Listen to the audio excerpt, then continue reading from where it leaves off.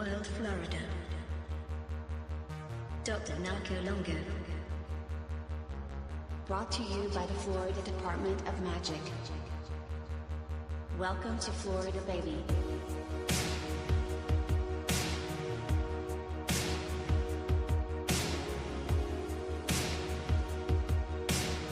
Florida is the original Garden of Eden.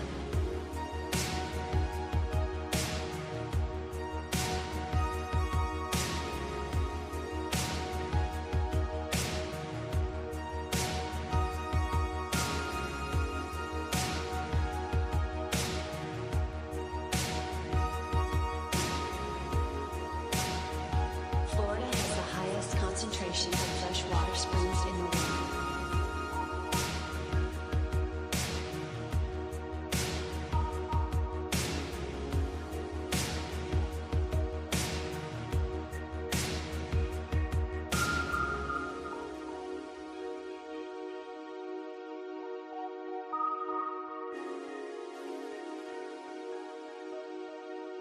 Florida oranges are the golden apples of mythology.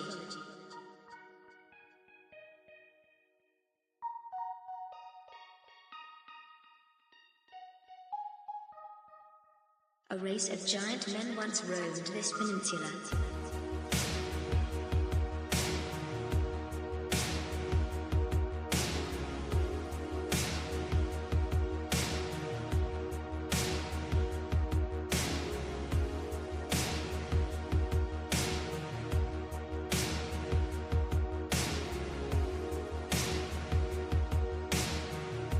The Smithsonian can suck my balls.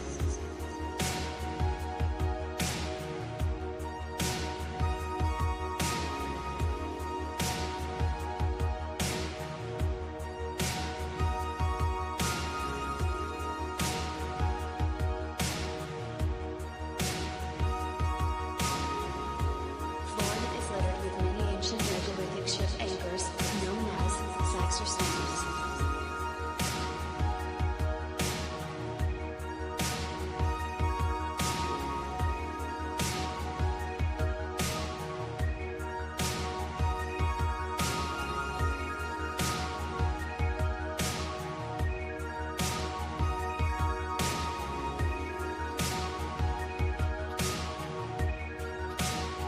I'm bringing salsa back.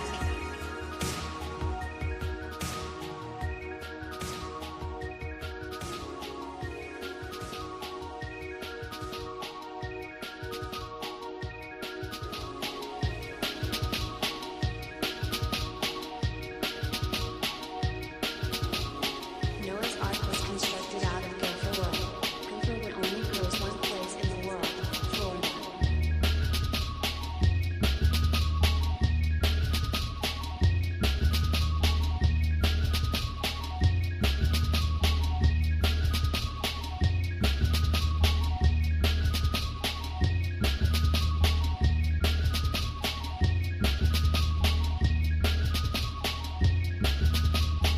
Florida is the birthplace of the United States.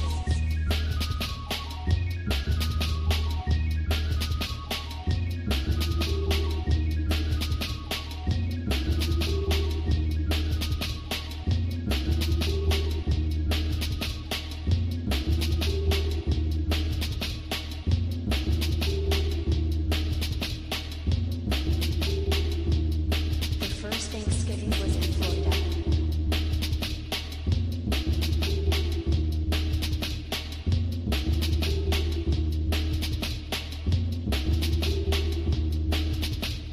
Let the black drink flow.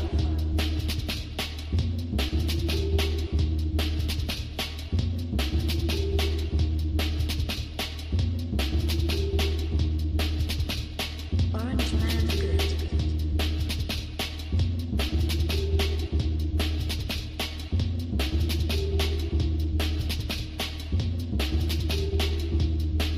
Keep his way out of Florida.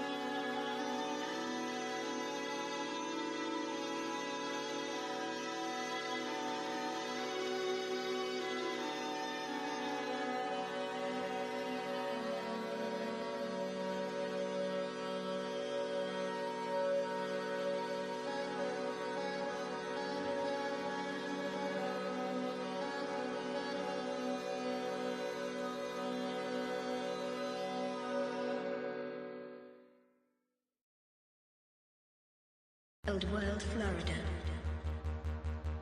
Dr. Narco.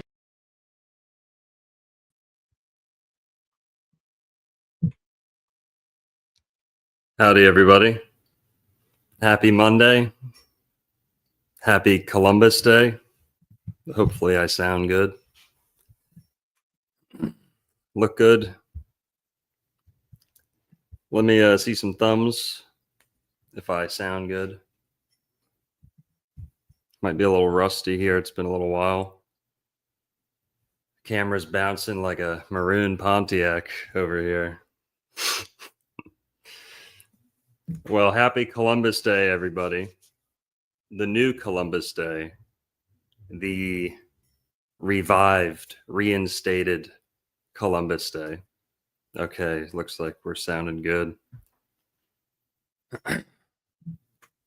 So I wanted to do this show because we recently had Columbus Day reinstated.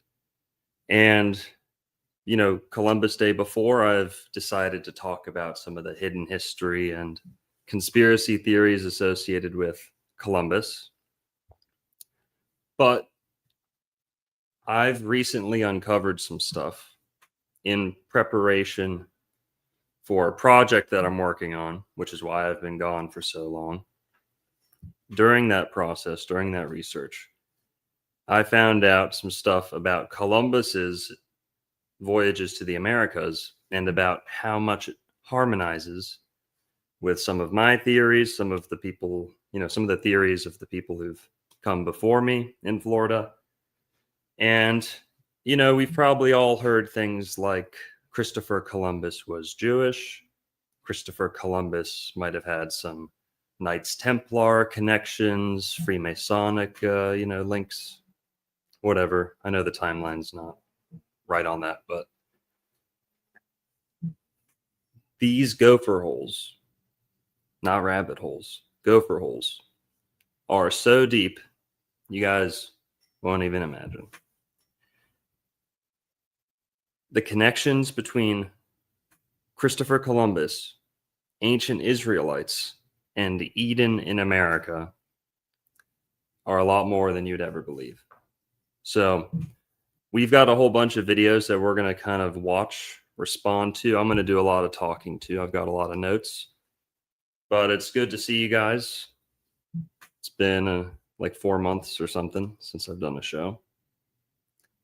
And all right, where to begin? I guess we'll just start off with Christopher Columbus. Who is Christopher Columbus, right? Cristobal Colon, Christopher Colombo, Christopher Colombo, bunch of different names for him. And, some people have those type of tendencies to change their names everywhere they go. Some people say it's just translations, he goes from country to country. No, he actually did change his name. It's not just like people in different languages referring to him differently. He actually did change his name in his life. So that's one thing that kind of complicates it just right off the bat. But who is Christopher Columbus? Let's just go over to Wikipedia here real quick, in case you've been living under a rock. And, some of these Tartaria people have been living under rocks. They love to live under rocks, by the way. Okay. They're just waiting for the next reset. But, a lot of people say Christopher Columbus isn't real. Oh, he's just fake. Oh, it's clearly just propaganda. And, oh, you really fell for Christopher Columbus? Oh, you really fell for that. How many of those types do I encounter day to day? A lot. I'm convinced Christopher Columbus was a real person. So we've got to say that just right off the bat. He was real. I've read through some of his journals. That doesn't prove that he was real, but it's compelling. It didn't strike me as, Vatican propaganda or whatever. But, there's a lot of different angles on him, and I don't know. Don't want to spend too much time on it, but pretty much can just say I'm convinced he was a real person. And the real psyop is just, who was he? You know, who was he? He was pretending to be someone else. He had mysterious origins. Now, like I said at the beginning, we've probably all heard theories about Christopher Columbus being Jewish. And we're going to be talking about that a lot tonight. And we're going to be hearing right from the horses' mouths in many cases. So this isn't going to be like a denigrating thing or anything. It's just hidden history, underappreciated history. And basically, Christopher Columbus was not only Jewish, as many people are now finding out and now admitting and, you know, or now claiming, you know, not going to say it's 100% case closed, bulletproof. You know, there's a lot of people who'd like Christopher Columbus to be their own group, you know. I'm not going to discount that. He was black. We was Columbus, okay? You know, who knows? I see you guys. But you're going to hear it here first, folks. I'm going to sum it up for you. Christopher Columbus was not only secretly Jewish. He believed that the American Indians were also Jewish. And he believed that the Garden of Eden was in America. We're going to hear a lot of other people contributing to these theories. But I've got a lot of stuff that I've kind of uncovered myself too. And I'm going to try and stitch it all together for us tonight. But let's just start off first with this video of Trump signing the order, just to catch everybody up with what's been going on, why Christopher Columbus is in the news, besides it being Columbus Day, why Columbus Day changed one day, and we're going to find out which Jewish holidays Columbus Day happens to coincide with, uncoincidentally. Okay? And, all right, let's start off with this one. Give me 1 second here.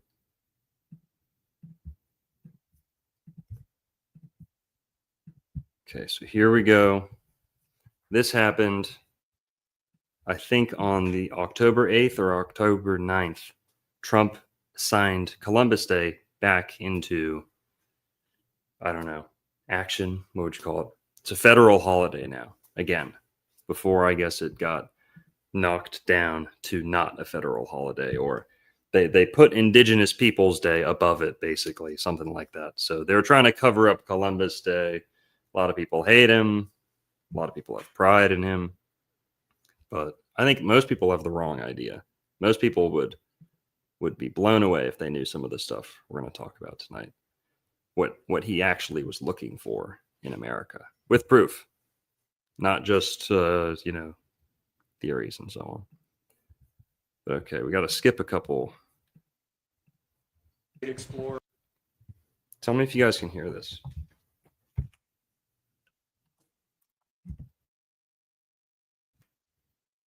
Okay. As a devout Christian, and really just a fascinating individual in the history of our continent. Sweden and You guys hear that? countries. Oh, we don't want to talk about that yet. Controversial, frankly, but some people would say it's controversial. Go ahead. This is like I think very non-controversial, frankly, but some people would say it's controversial. Go ahead. This is like Explorer Day for you, sir. Today we have your Columbus Day proclamation for Monday, which we're signing a bit early. Christopher Columbus obviously discovered the New World in 1492. He was a great Italian explorer. He sailed his 3 ships, the Nina, the Pinta, and the Santa Maria, across the Atlantic Ocean and landed in what's today the Caribbean. But this is a particularly important holiday for Italian Americans who celebrate the legacy of Christopher Columbus and the innovation and explorer zeal that he represented. In other words, we're calling it Columbus Day. Yes.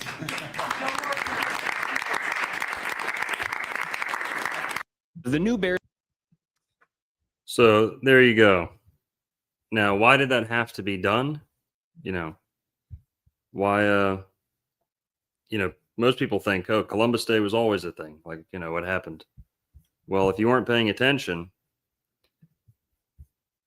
Joe Biden pretty much demoted Columbus Day during his term. So here, let's watch this one. You guys remember Jen Psaki? Big old cans on her. Just kidding. Wouldn't know. Redheads usually do, but okay, let's keep it profesh tonight.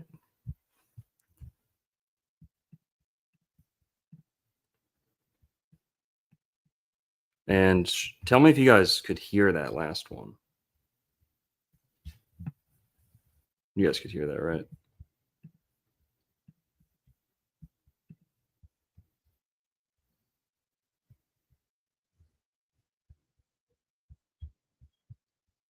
Thumbs up. All right. My window's all messed up. It's really tiny, but full steam ahead. Indigenous Peoples Day. The president today issued two proclamations. Yes. One for Indigenous Peoples Day, Yep. another for Columbus Day. In the Indigenous Peoples Day proclamation, the president spoke of it as a day to be celebrated. And in the Columbus Day proclamation, the president spoke of the need for reflection on that day. And he also seemed to indicate that Congress has requested that the president proclaim Columbus Day. So my question is President Biden begrudgingly proclaiming Columbus Day this year? He's declaring both a holiday. Obviously, Indigenous Peoples Day is something that he's honored to be the first president to be issuing a proclamation on and celebrating. Is it his wish that the federal law be changed, that Columbus Day no longer be the designation of the second Monday in October? I don't have any prediction of that at this point in time. So yeah, the war on Columbus Day. What's it all about? You know, you've got Antifa and all them saying he was a colonizer, right, on one hand. But what's funny is with his hidden ancestry coming to light, you know, people are kind of reversing their stance. Like, oh, no, he was a good guy, right? He was secretly, he was of the tribe of Abraham. He was, must have been a good guy. Let's put his statues back up, right? And also, we had stuff like this going on.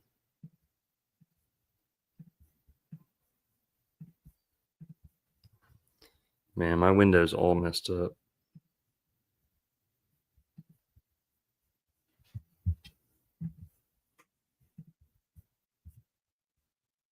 You guys can hear these videos, right? Yeah, you must.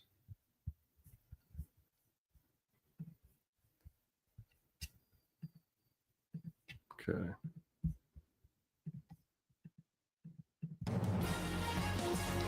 It was a weekend of falling statues all across the country.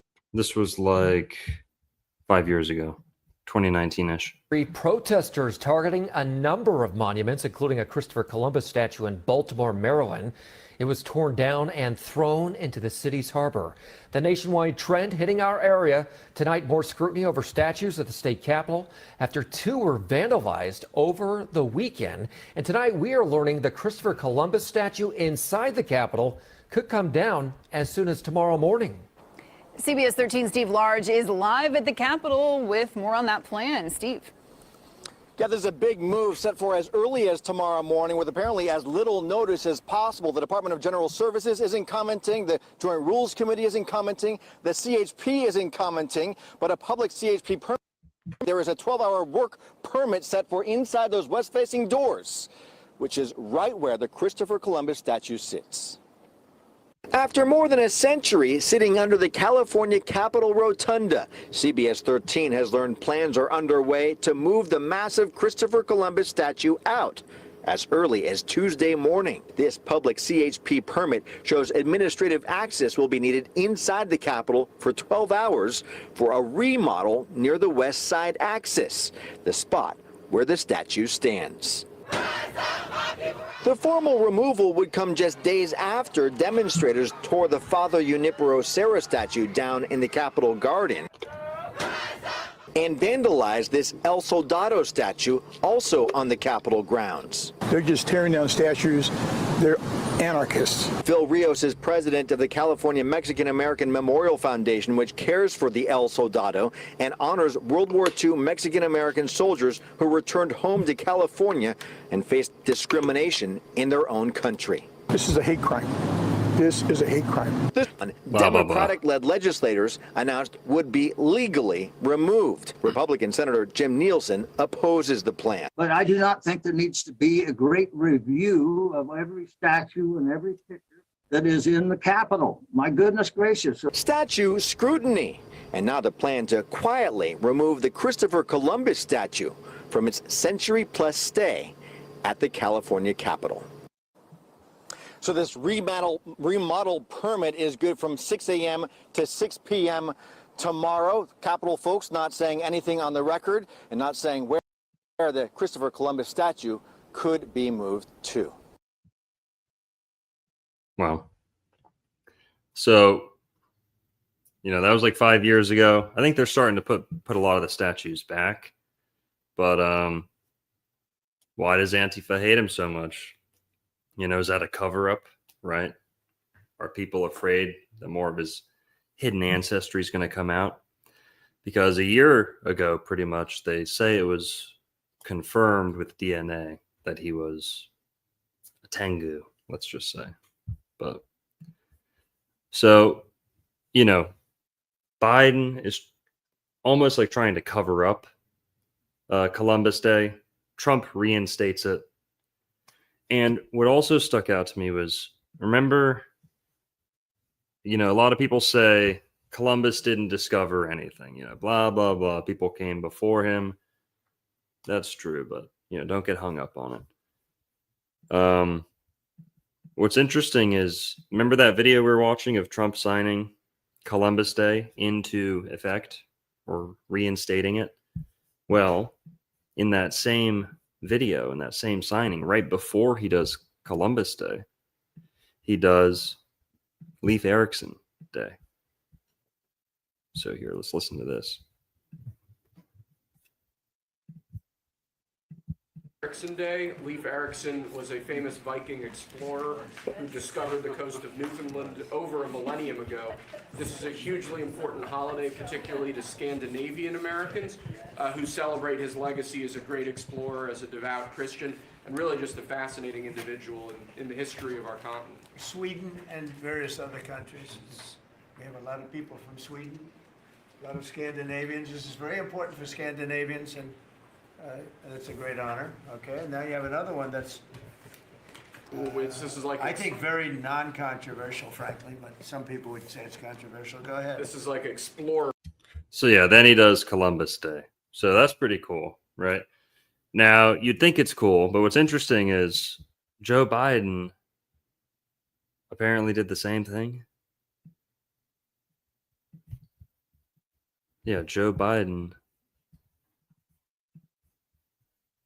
also did a Leif Erikson Day, which is kind of interesting, right?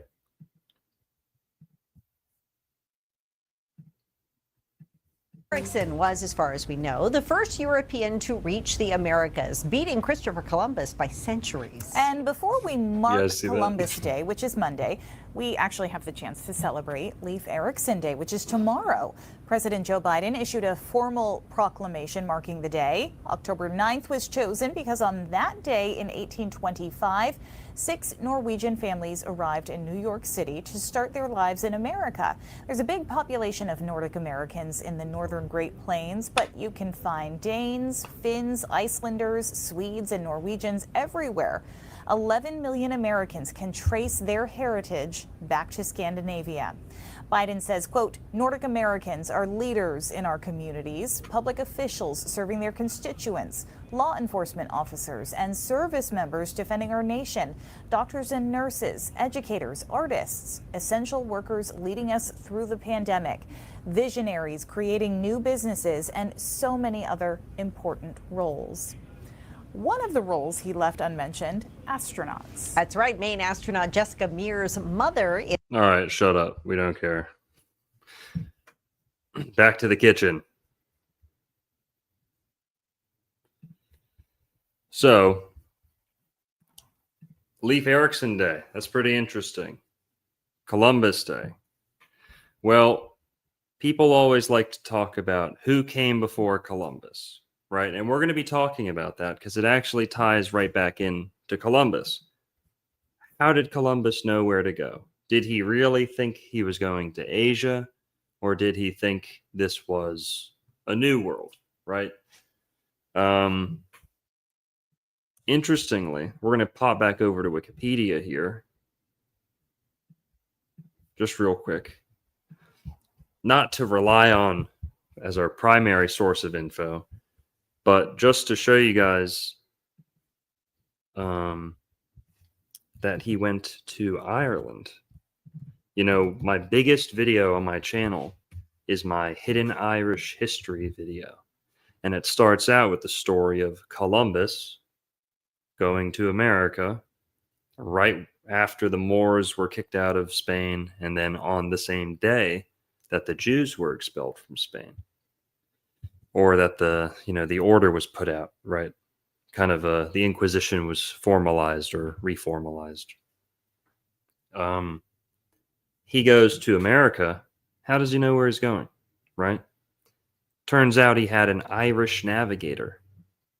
There were some Jews, some crypto Jews, some Moors, whole bunch of people on his ship. But he had an Irish navigator, a man by the name of William Harris, or in Spanish, as it was written down, Guillermo Harris. Guillermo Harris. But here, let's look at this. Wikipedia. In 1473, Columbus began his apprenticeship as business agent for the wealthy Spinola, Centurion, and De Negro families of Genoa. Later, he made a trip to the Greek islands of Chios, I don't know how to say that, and then ruled by Genoa. In May 1476, he took part in an armed convoy sent by Genoa to carry valuable cargo to northern Europe. He probably visited Bristol, England, and Galway, Ireland. Now, Galway, we know pretty much for certain he went to. And there's good records of him meeting Irish navigators and hearing stories of a land across the Atlantic. The Irish knew about America.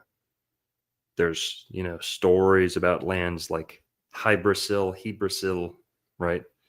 Potentially the origin of Brazil, right? Name Brazil, or at least a connection. The Irish, Welsh, they have stories of people going over to America, right? There's Prince Madoc, St. Brendan. St. Brendan was Irish, Prince Madoc was Welsh.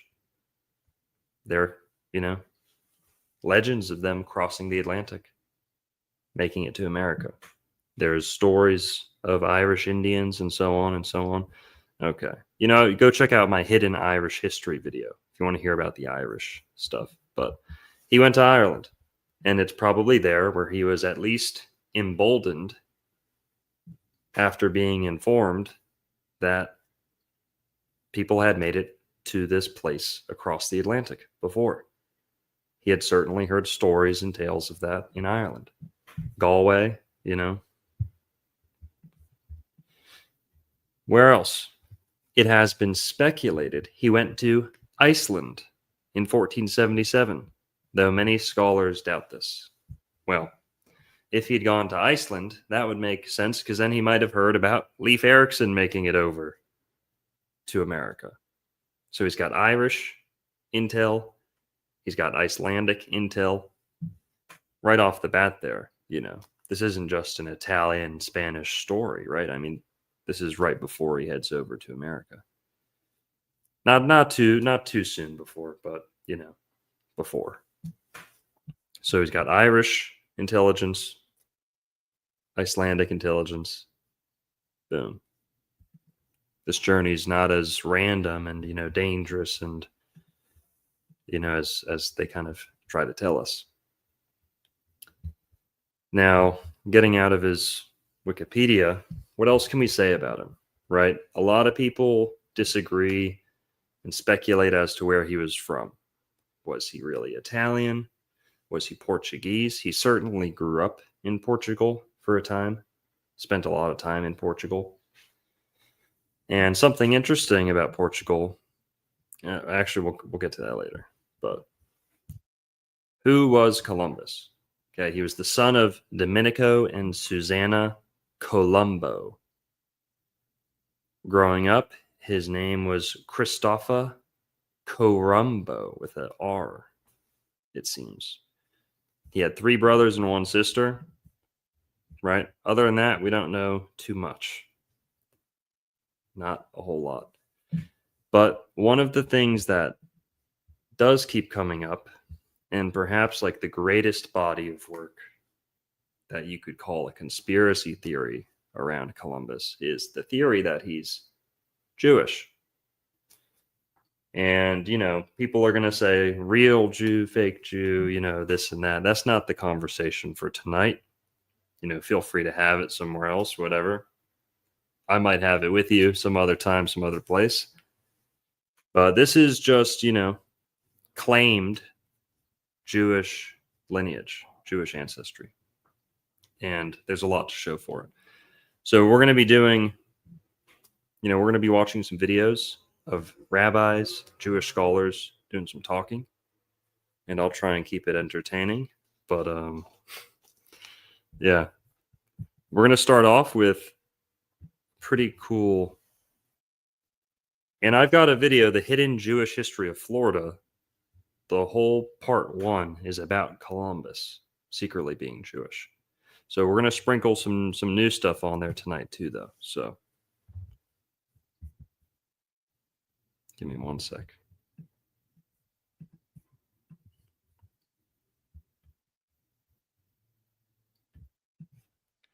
This is from Dr. Henry Abramson.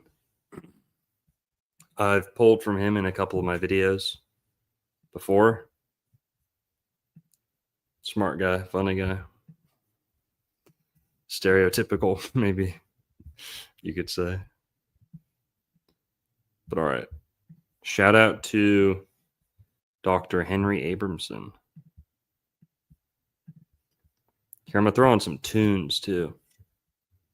You guys don't mind, right? Make sure you spark up a little bit. Pour yourself some liquid sunshine. We're going to get some tunes going here.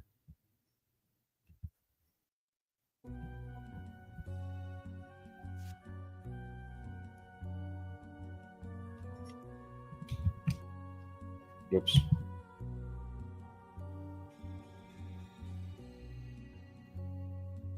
Bingo. Let me know that how the volume level is. Hang on.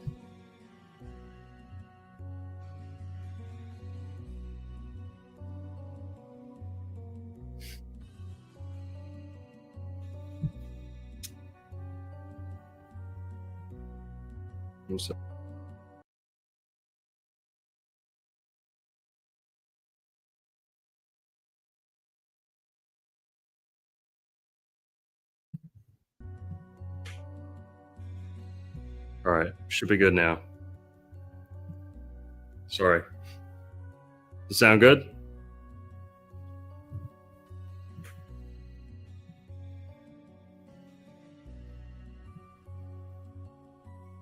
You know, I'll talk. This is from Henry Abramson YouTube channel. Let's hit it. Anyway, so the joke goes: a guy goes into a tailor shop to brings one of the legs of the pants is also quite devastating. Bruh. The hell is this? He's talking about. Let's talk about Columbus, bro. This lecture is money line.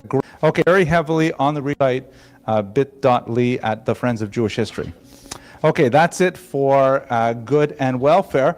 Tonight's lecture is going to rely very heavily on the research of Rabbi Dr. Meyer Kaiserling. He wrote a work which was translated into English, which was helpful, on specifically the biography of Christopher Columbus and his connection to the Jews. It was published back in, I think, 1896, and no one has done this work since. This is, I think, a great PhD thesis for anyone out there who's looking for a graduate topic. It's 100 years since anyone looked at this question. Shout out to Florida Panther Chud with the $20 tip. Hell yeah. Thank you. And it is a fascinating question. When I did my initial research and I just kind of wandered around the web. I also want to note that this video was made before there was any DNA evidence to kind of support what he's saying. We're going to watch another video. We're not going to watch all 46 minutes, don't worry. We're going to watch the video that he made after there was alleged DNA confirmation of these claims. But I see that people are still writing about this in the popular media today. There's a lot of fascinating material, and so we're going to rely heavily on his research. Even though it's 100 years old, it's still got some freshness to it and some vitality. He was a rabbi who was associated with the Wissenschaft des Judentums movement, kind of a secularizing approach to. this is 7 years ago, so 2018. Jewish culture that saw much of the religious activity in a historical bent, a student of Leopold Zunz. More familiar to this audience, he was a student of Rabbi Shimshon Raphael Hirsch as well, served as a rabbi in Switzerland and later in Budapest, Hungary. Okay, so here the big question is, was Christopher Columbus Jewish? What is the Hava Amina? What is the presumption that one would think he was Jewish? This is the best portrait we have of him. It was made posthumously by some 10, 15 years, if I remember correctly. We don't even know exactly what he looked like. And we are talking about the end of the 15th century. Plastic arts are very well developed. Portraiture is very developed. This is one of those great figures who was obviously pivotal in world history. We talk about the Columbian exchange, the whole globalization that is still something we live with today and are grappling with today in our economies and our cultures. It's all a result of Columbus's bold decision to try and find the Indies, and he ended up stumbling across America, of course. There's a lot more complexities to that story, which we will not go into, but he's an enigmatic character, and the Jewish aspect of him is really quite fascinating. So the question, so was Christopher Columbus Jewish? The answer is, to give it away, we can all go home right now, probably not. It is highly unlikely that he was in fact Jewish.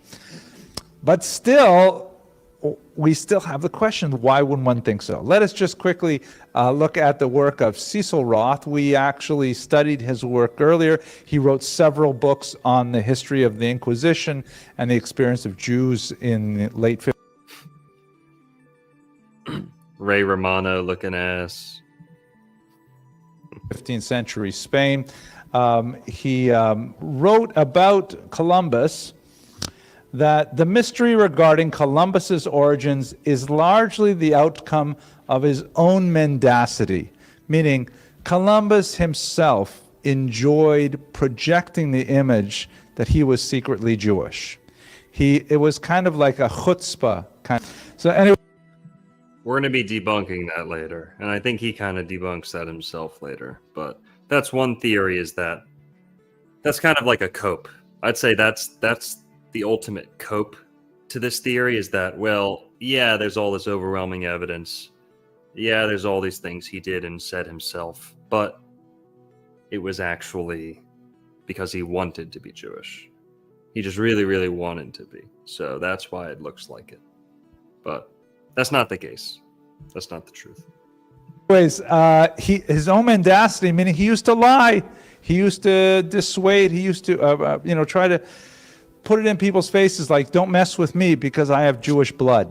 He would say, like, do you know who I am? I descend from King David. He would say things like this, he would write things like this, and he openly cultivated this kind of mystique surrounding his lineage that he hoped would add to his own grandeur. There are many characters like this you see in Jewish history. Another good example of someone who actually was ethnically Jewish would be, for example, Benjamin Disraeli, who was baptized and lived his life. They had no access. Since Columbus frequently made these references and his background is incredibly murky, Roth concludes, as a result, it is equally impossible to exclude or to confirm the hypothesis that he was descended from a Jewish or an ex-Jewish family. In other words, probably not, but there's enough nagging doubts that at least we can talk about it for half an hour or so. Let's look at those nagging doubt issues. So here we go. The first of all, his surname. We say Columbus in English, but it would be Colon. He also signed his name as Colom, Christophe Colomb. This was a common Italian Jewish name, excuse me. So used quite often by Italian Jews. He could connect himself to many Italian Jewish families. There's quite a bit of dispute as to whether or not he came from Italy. He refers to himself as coming from Genoa. Also, there's documents that indicate he may have come from Majorca, even documents that he may have come from Poland, which is another possibility for this Jewish origins, but none of them are really very reliable. Quite likely he may have come from Sicily. So the last name is something. The first name, definitely not. Christopher, of course, means bearer of Christ, one who carries Christ. So that's not a typical Jewish name, just like Mary.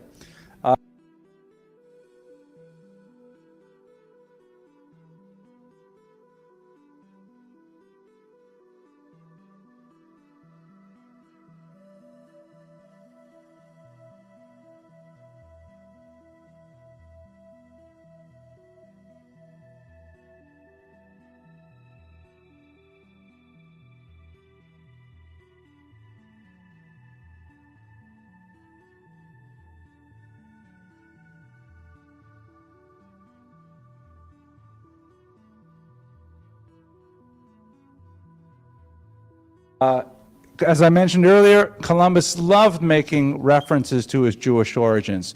In person,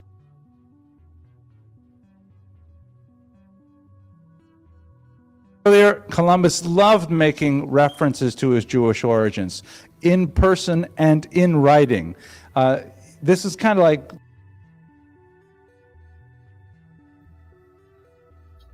Am I muted? How long was I muted? Bro. Sorry. You guys heard the chirp, right? Sorry. A dangerous thing to do, because we're living in a period when the conversos are being actively persecuted, and at the same time he was kind of like a transitional liminal figure that was moving in and out of many royal courts from Portugal and Spain, Italy, elsewhere, trying to gain support for his venture. Did you guys hear what I said about my friend in school? I had a friend in school named Christian who was Jewish, so it can happen. I don't know if you heard that. All right, pressing on.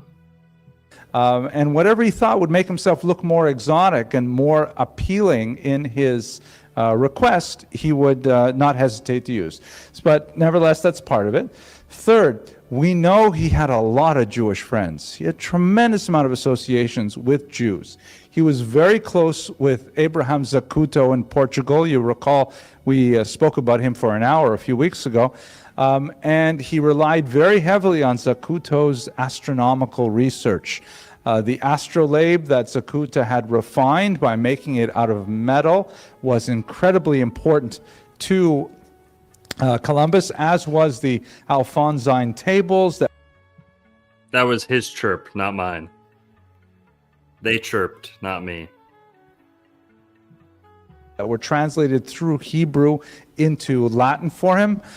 He had many Jews on his ship. We're not precisely sure because we only have like the ship manifests. They're not complete, and they have surnames. Very many of them we simply don't know what the biographies of them are. We do know that his translator was Jewish. This is, by the way, a typical kind of Jewish profession. Jews in medicine, Jews in law, Jews in finance, and Jews in linguistics are very big. Jews, the exception of American Jewry, it's a very unusual exception, 20th century American Jewry, very monolingual. But for the most part, Jews typically are polyglots, speaking several languages and very valuable to their host societies as a result. I have a feeling that might be because Jews tend to exist on the outsides of mainstream society. In America, where we were accepted so well and so deeply, especially in the second half of the 20th century, we lost a lot of our linguistic skill because it was not necessary. But in the first half of the 20th century and earlier, perhaps in the later 21st century, we will develop that again. Hard to say.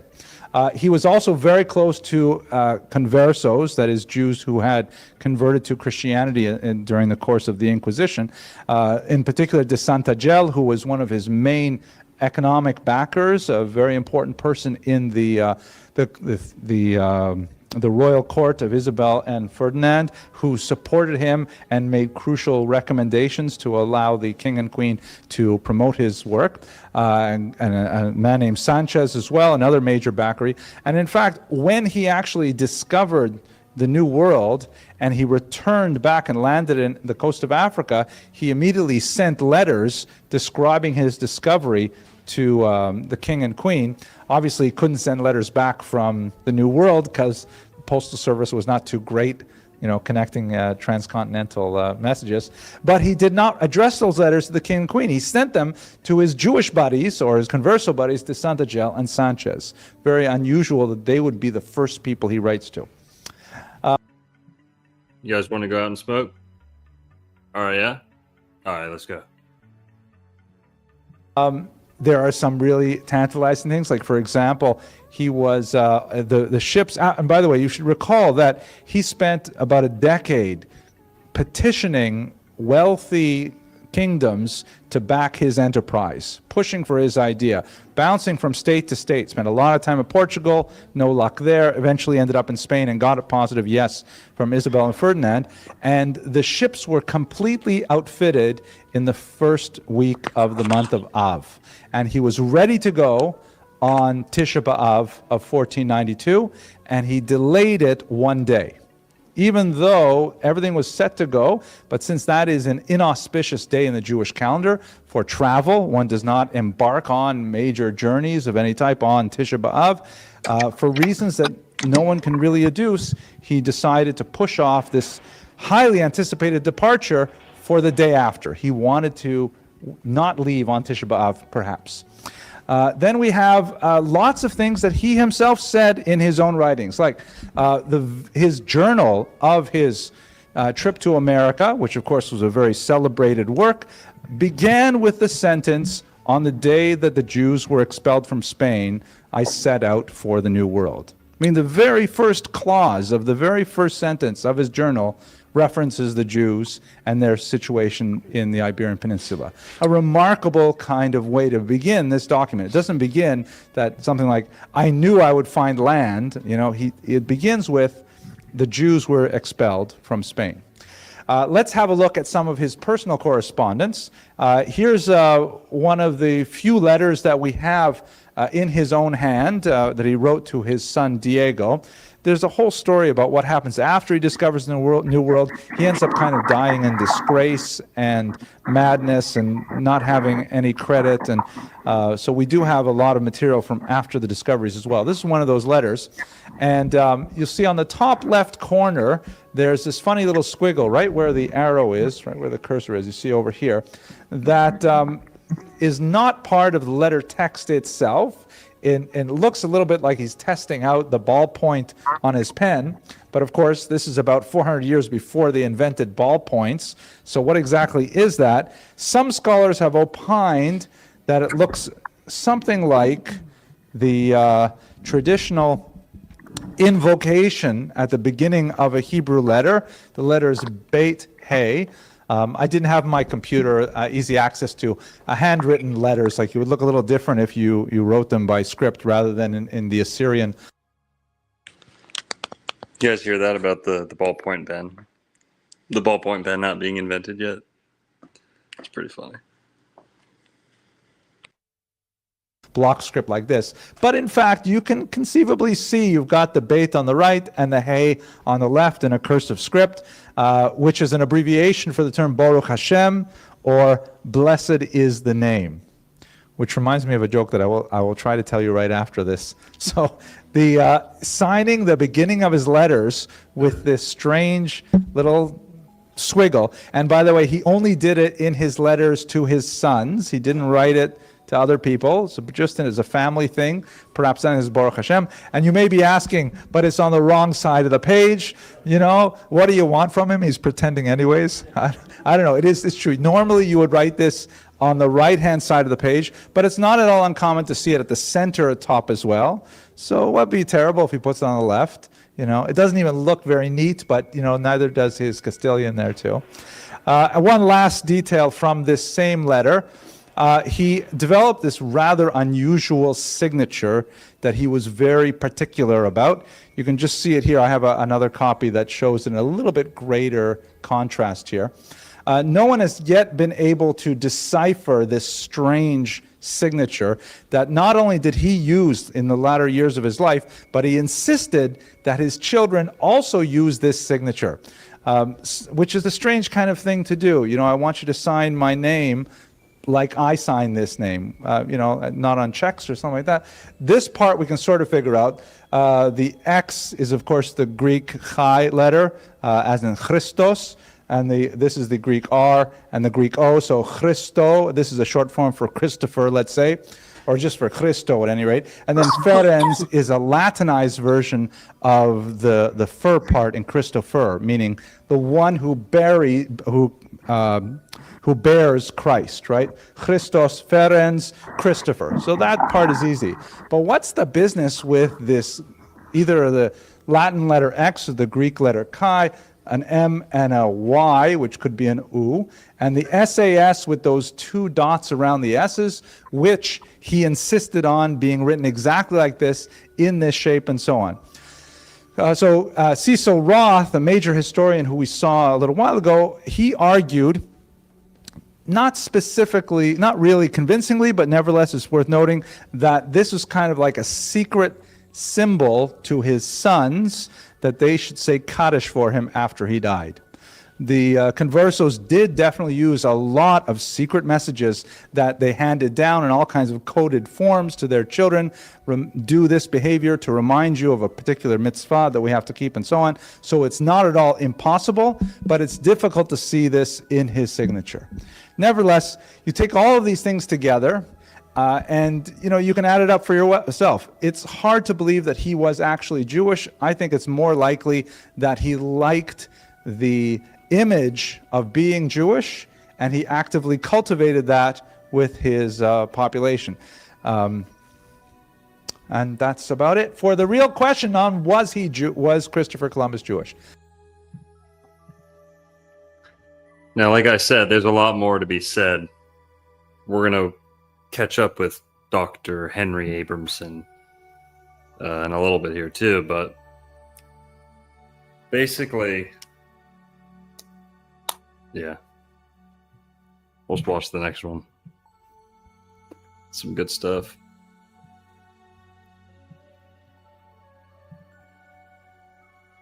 This is after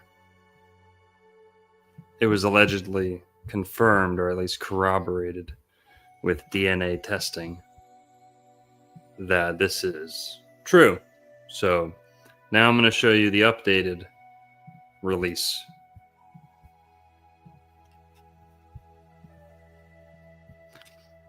And here, I'm just going to search. We did this like a year ago, but just so you guys can see,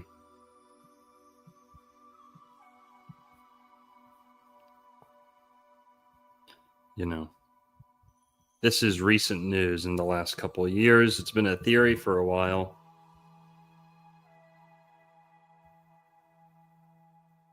Yeah, last year it really started kind of getting pumped out around the media that this could be true.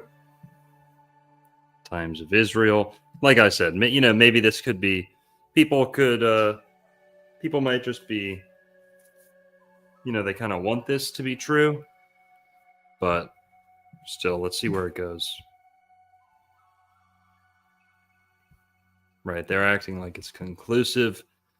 It's not super conclusive, but BBC saying the same thing. Columbus, probably Spanish and Jewish. This was last year.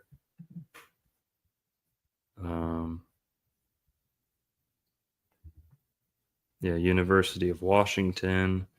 You guys get it. It was all over the place a year ago. So with all those updates, Mr. Abramson kind of updated his information a little bit. So let's check on that. This is from the Henry Abramson YouTube channel. Shout out to him. The video is called Wait, Christopher Columbus Was Jewish? Damn, my dude's working on 480p. 480p in 2024. That's tough.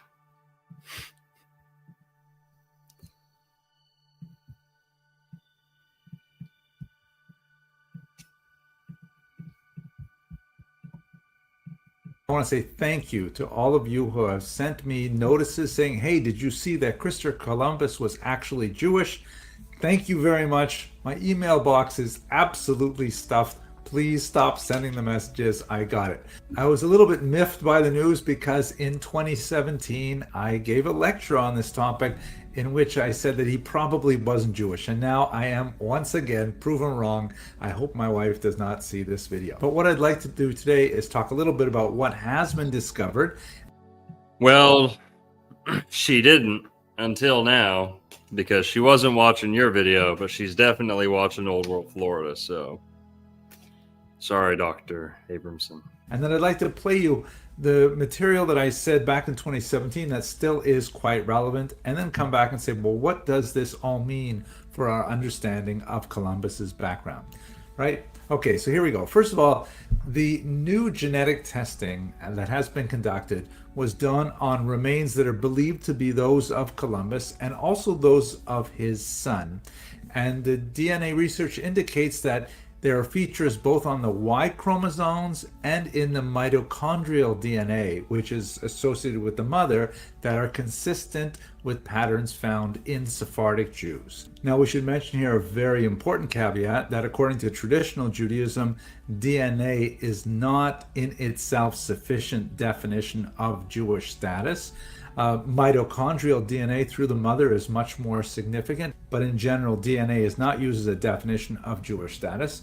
What the study actually indicates is that Christopher Columbus had DNA that was comparable to DNA that many Jewish people had, and that's something that a lot of people have, especially in the Iberian Peninsula, especially in Portugal, and actually in America. There are quite a few people who don't identify as Jewish and nevertheless have some Jewish DNA.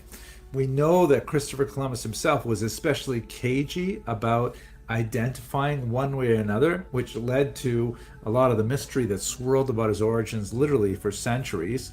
So let me play for you what I had to say in 2017, which kind of runs through the evidence one way or the other, and then I'll admit the part that I no longer believe after we see this short clip.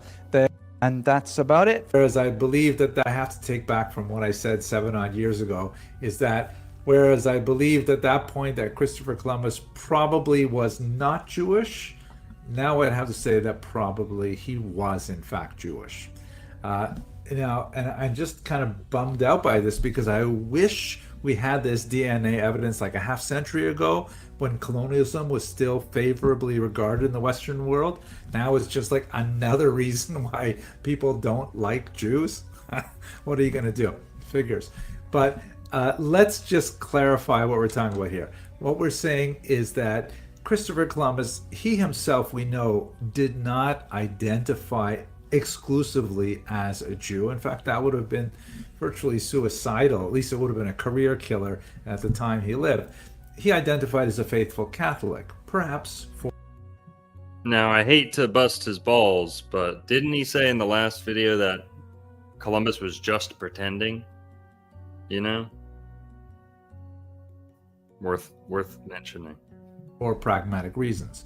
But as I said before we watched the 2017 clip, his ancestors were quite likely Jews. Now, why did they become Catholics? Most likely they were victims of the forced conversions in the pogroms of 1391, or possibly he was descended from the many conversions that followed the disputation at Tortosa. And Gonna take a break here. We got a new member, nominal. Appreciate that, thank you. Barney Boyle with the $4.99. Thank you very much. Appreciate it. 1414.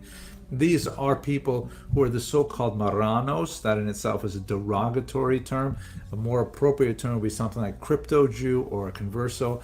And that population, which was quite significant in the Iberian Peninsula leading up to the year 1492, it actually constituted a very major element in the migration to the New World from the Iberian Peninsula in the 16th and 17th centuries in particular, and from Portugal especially.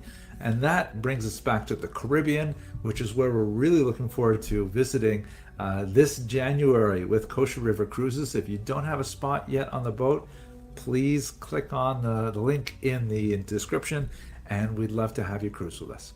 Okay, I hope you found this video useful. Thank you for watching.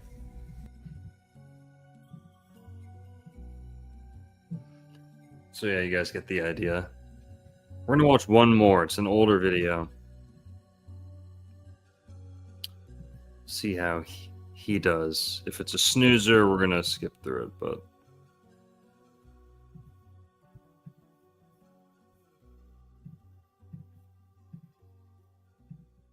this is Rabbi Zusha Greenberg.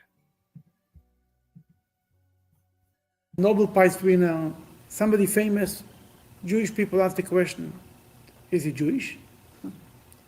Actually, from the Nobel Peace Prize winner from lately, anybody is Jewish? The last week, any Jewish people? You don't know. I don't think so. This Monday, we celebrated Columbus Day, right? There's a big discussion, was Columbus Jewish? That's for sure that Columbus had help from disciples of Rabbi Avram Zakus, who helped them with the navigation. Was a big he was an astronomist, and they helped him a lot. But the question is Columbus alone is Jewish, himself is Jewish. Now, when was Columbus leaving Spain to go to America? 1492. 1492, when? Right after Ferdinand and Isabella kicked out the Jews. When you say right after, you know what it means? A day later. A day later. Isn't it strange that a day after all the Jews were expelled from Spain, that's the day that they went to for sail to look for the New World? What was the day that the Jews were expelled from Spain? Which day of the year was it? Spring. What was unique about this day? Wasn't it Tisha B'Av? Tisha B'Av. It was Tisha B'Av. On Tisha B'Av, 300,000 Jews left Spain. Columbus left a day after Tisha B'Av. Why? Because on Tisha B'Av, we don't go out for journeys. It's not a good luck that he pushed the door for a day after Tisha B'Av. That makes sense. But he left a day after Tisha B'Av because he saw maybe there is no future for the Jewish people in Spain. Let's go look for a different place. Let's go look for a new world. We cannot continue here. Number two, who sponsored the trip? Columbus to go. The Queen. To go. That's popular belief is that the Queen gave the money, sponsored the trip. The truth. Give me a thumbs up if you can hear the music. If it sounds good. If you can hear it. Good level. I'm vibing to it. Shit's fire. It is. It's not true. The main money was given by Jewish people. Rich Jews who gave him the money to go to look for the world. Among them, the finance minister of the Spanish government, who was Don Isaac Abarbanel. By the way, it's so absurd that during the time when the Jewish people, when the finance minister was a Jew, and he financed the whole, everything. At the same time, they were throwing out, they were expelling all the Jews from Spain. More than that, the king offered Isaac Abarbanel to stay. He told him, you can stay. He said, no, I'm not staying. He told him, I'll give you a million. He said, no. He begged them. He said, I'm going with my people. And I think that he moved to Portugal, and then to Italy, Portugal for sure. Then the sponsors, the day he left is right after the expulsion of the Jews. The sponsors were Jewish. Sounds already a little bit unusual. But you know, many Jews sponsor things of non-Jews. It's not yet this. There are 15 volumes of books, of letters that Christopher Columbus wrote. It's published, I think, published it 100 years ago, whatever, something like this. And in this, he wrote a lot. In these letters, he quotes the Bible, I've read right and left, constantly quoting the Bible. You should be doing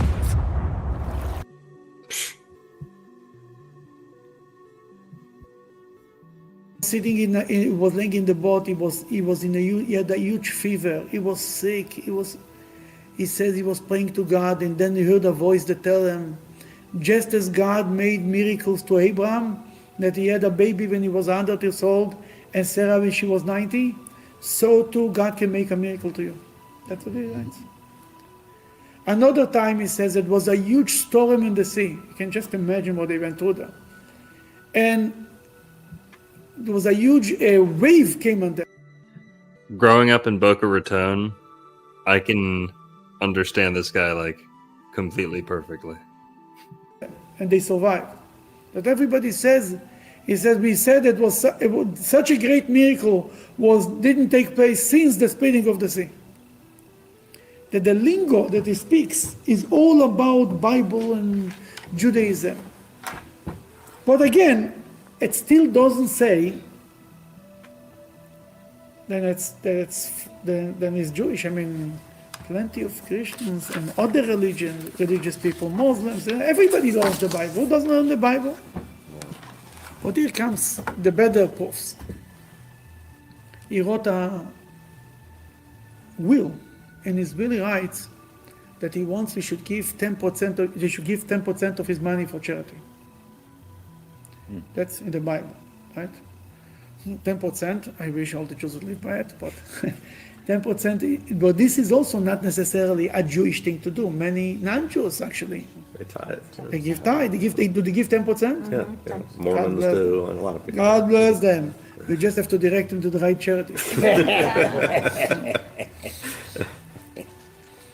But he said something very interesting. He chose a charity that is unique for the Jewish people.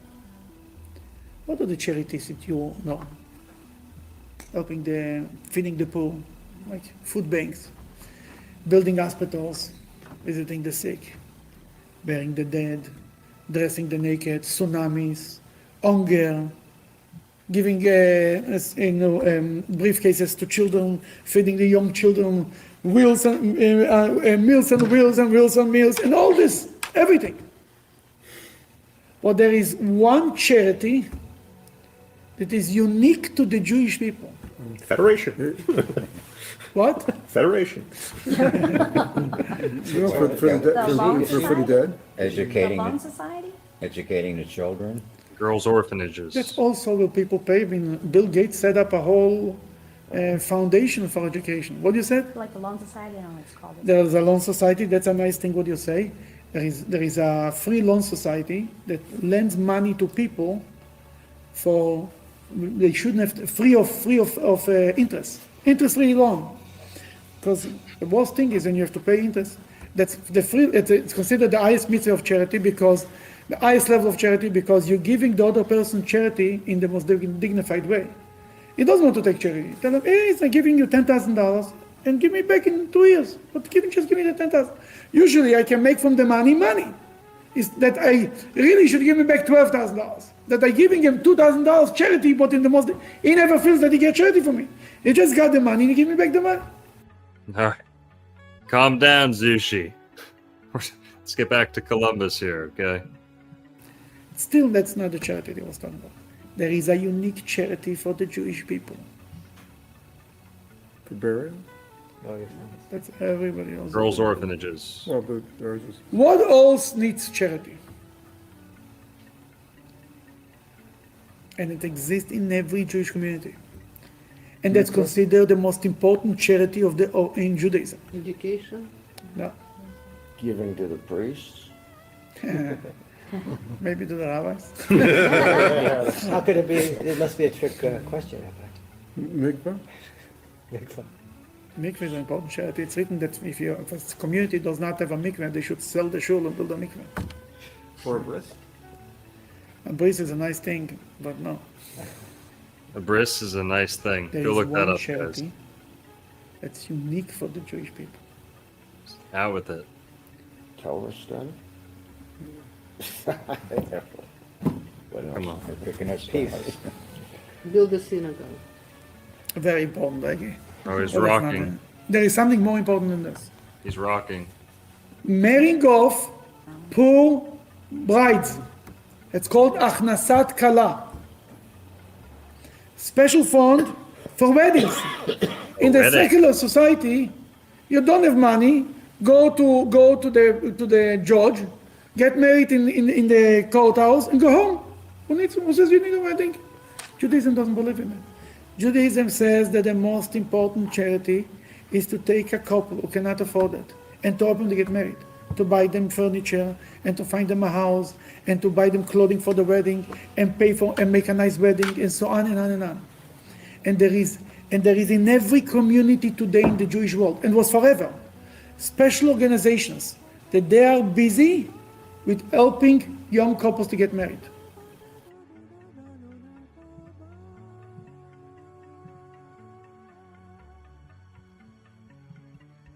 It's not what people, they're not hungry, they're not starving, they're not sick, they're not old, they're not children.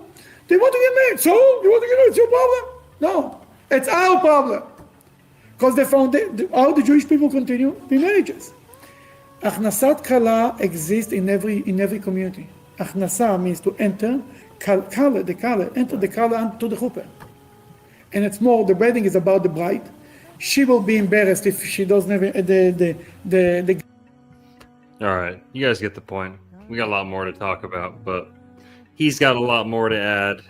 I've got a whole bunch of other videos of people like this piling on the evidence, but I've got some good ones. Oh, I do have a video. Yeah, I've got a video. Okay.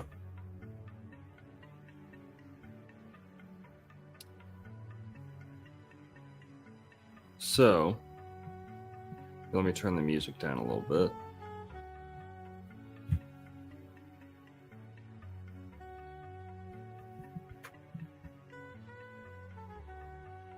Here's some evidence that I kind of sniffed out, okay?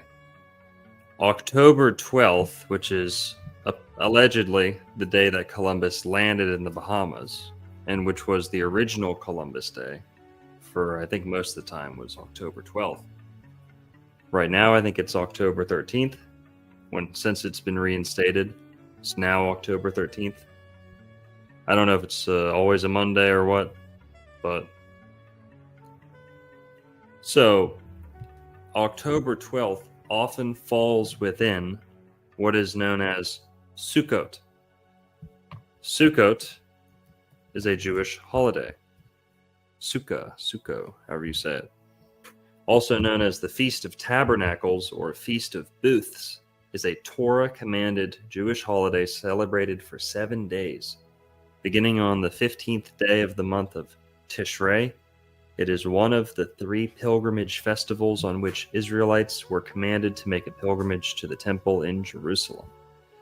Sukkot. You could call it Sukkot too, Sukkot. But here.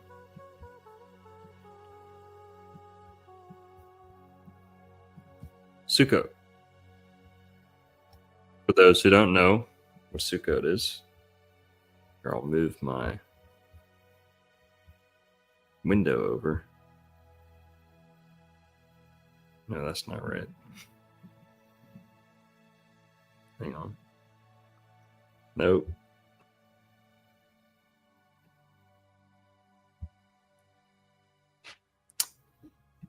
There we go.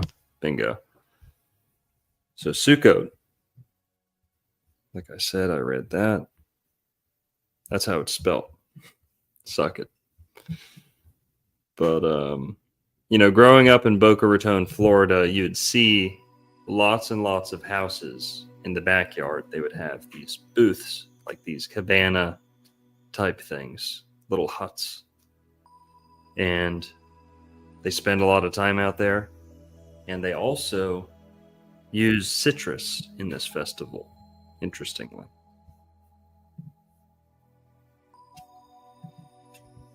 But okay, so October 12th often falls within this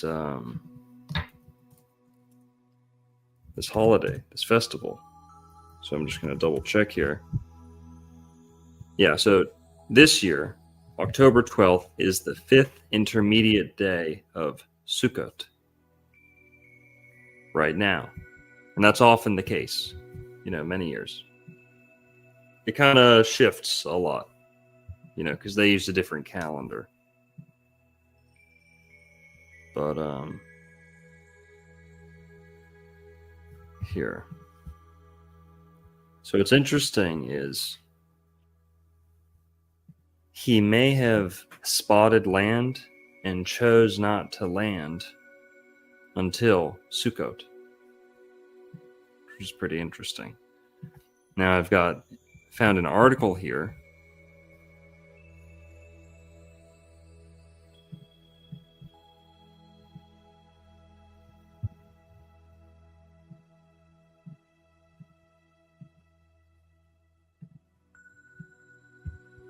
Columbus Day and Sukkot. Columbus, this is from EphraimInTheLand.wordpress. Columbus Day is celebrated the second Monday in October in America. It celebrates the arrival of Columbus in the Americas on October 12, 1492. Most of us have heard the story. In 1492, Columbus sailed the ocean blue. Blah, blah, blah, blah.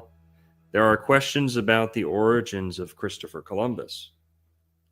The 2 marks that we saw in the video, he goes on to talk about this in this article. But here. And then they talked about the date of departure in the video, but they didn't talk about the date of arrival. So that's what we're focusing on right now. And I felt was very necessary to talk about. The day that Columbus landed in the Americas was October 12th, 1492. This was the 21st day of the month, Tishrei. The 7th day of Sukkot. The 7th day of Sukkot is known as Hoshana Rabbah, the Great Save Us. It is a day of deliverance and miracles. How appropriate that Columbus had Jews on board who arrived in the New World on the 7th day of Sukkot. They were delivered from the Spanish Inquisition. In his life, Columbus wrote a lot about Zion. He had a passion to liberate Jerusalem from the Muslims. A cultural anthropologist at Stanford University, Carol Delaney, concludes that Columbus was a deeply religious man whose purpose was to set sail to Asia to obtain gold in order to finance a crusade to take back Jerusalem and rebuild the Holy Temple. Sukkot is a feast of praising Yahweh. giving thanks and dwelling with him. Interestingly, at Sukkot, as we wave our lulavs, I think that's how you say it, bouquet of the harvest, it is customary to sing. Psalms chapter 136, verse 1, give thanks to Adonai, for he is good, for his grace continues forever. In Hebrew, this is interesting. In Hebrew, it is read, Hadu la Adonai, Yahweh or Yahweh, ki tov ki le olam chasto. I don't know. Sorry, butchered it. Butchered it like a, kosher butchered it right there. What's the connection? Hodu. Thanksgiving is Turkey Day. Turkey in Hebrew is Tarnagol Hodu, which literally means rooster of India. Remember, Columbus thought he had reached the West Indies, hence India? Also, some claim that when Columbus saw the turkey, he may have said Tuki, which is Hebrew for parrot. Years later, the word was altered to the familiar turkey that we have at Thanksgiving today. So as we enter the fall, it is important to not only remember to give praise, Hodu, to Yahweh, but to remember the connection between America's heritage and link to biblical feasts. Okay. So, Carol Delaney. Carol Delaney, we're going to hear from her a little bit. I want to hear from her. But also, we'll hear a little bit from her. Look at this. Look at the ads that they're giving me.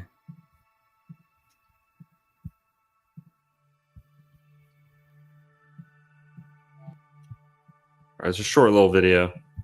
This is from Simon & Schuster Books from 14 years ago. The title of the video is Columbus and the Quest for Jerusalem. And the quest for Jerusalem, the reasons behind his plan. The book Columbus and the Quest for Jerusalem is about the reasons behind his plan to sail west to go to the Orient. And of course he was going to get gold, everybody knows about that. He was going to meet the Grand Khan of Cathay to set up a trading post to trade for gold and spices that was going to finance a crusade to take over Jerusalem from the Muslims. And in fact, it wasn't just to mount the crusade to take Jerusalem. That was part of a whole apocalyptic scenario. And that was only the first step, because in order for Christ to come again before the end of the world, Jerusalem had to be in Christian hands. The temple had to be rebuilt, because that's where Christ would sit in judgment. And all peoples had to be proselytized and hopefully converted so they wouldn't burn eternally in hell.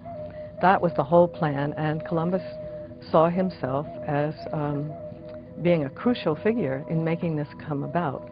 And he even, before the first voyage, had figured out how many years were left before the end of the world. I never, ever thought I would write a book about Columbus. I'm an anthropologist. I'm not a medievalist. I'm not a historian. I was teaching a course called Millennial Fever at Stanford in the fall of 1999. So we were looking at apocalyptic millennial beliefs that were, a frenzy in the U.S. at that time. And I came across a reference to Columbus's apocalyptic millennial beliefs, and I'd never heard about them. I decided this really needed some research, and I was hooked, and the rest is history. Well, people really thought the apocalypse was coming because of all the events that had been happening in the past 100 years or so. They had just come through the plague. There was a schism in the church. And then probably the thing that really set everybody on edge was the fall of Constantinople. And what happened then is that the overland route to the east, which Marco Polo had been on and other people had been on, and also the pilgrimage route to Jerusalem, was closed to Christians.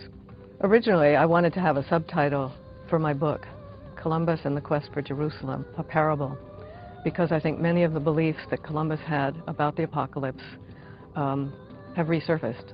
And my feeling is that this apocalyptic myth is something we have to diffuse because it's a self-fulfilling prophecy.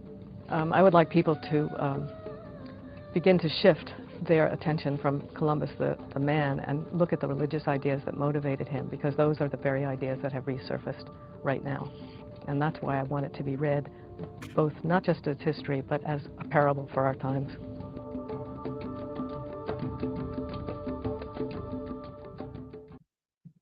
Interesting. Very interesting.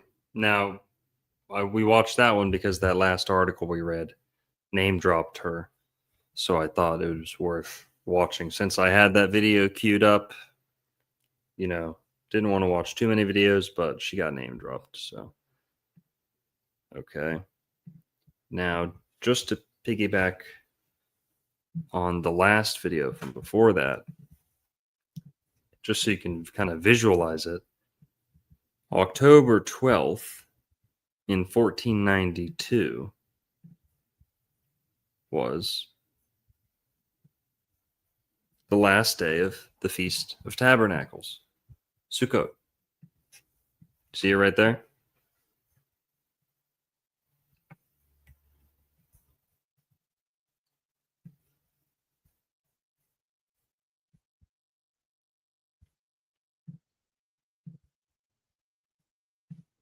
There you go, right there. October 12th, 1492, the last day of Sukkot. Interesting.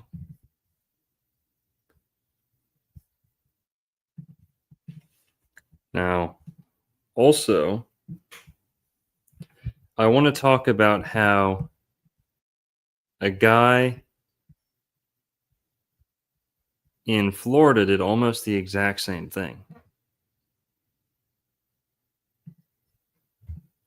So now we're going to kind of skip forward in time to 1565 in St. Augustine, Florida. We're going to see how another wave of Spanish explorers, also containing many conversos, Moranos, crypto Jews, and so on and so on, the Anusim, that when they landed in Florida to found the oldest city in America, they did a very similar thing.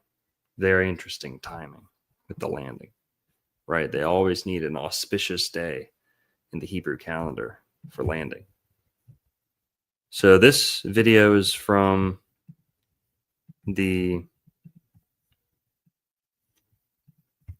Museum of the Southern Jewish Experience YouTube channel, and the title is Early Crypto Jews, Conversos, and Moranos of Florida.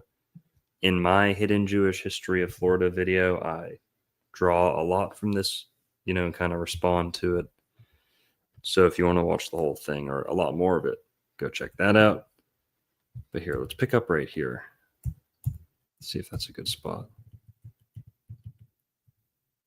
Sailing from Puerto Rico, and because it's the Feast of St. Augustine, they call it St. Augustine. Here's an old map, and again, they're sailing from Puerto Rico. This keeps moving around on me, excuse me. From Puerto Rico and up between the Bahamas to St. Augustine. Here's another map from the time of Drake. This is about 1702 and so on. But there is a pass through here. There's a sandbar across here that was blown up by the Army Corps of Engineers back in just after World War II. So the larger ships, when they were offloading silver, had to offload their silver to smaller boats called chalupas, much like the sandwich at Taco Bell, I believe. And then the chalupas brought it here to Treasury Street. You know all about them chalupas, Mr. Shapiro, don't you? You know all about those chalupas.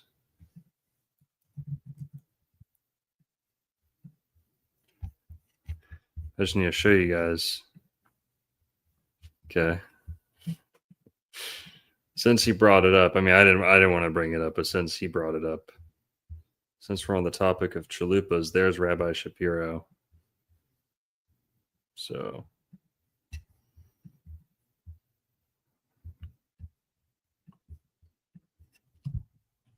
All right. Resuming. Street to be stored until the ships were ready to sail. Let's go on here. So he sights the land on August the 28th, goes up to the May River, does not land, goes up to the May River and there are between 1,000 and 1,500 people in his fleet. They engage the French in an inconclusive battle and then drift southward. And just so you know, he's talking about Pedro Menendez de Aviles, I think his name was, the founder of St. Augustine. So, we skipped forward a little bit, but this is worth talking about because it's pretty much the same thing that happened, very, very similar to Columbus landing on a Jewish holiday.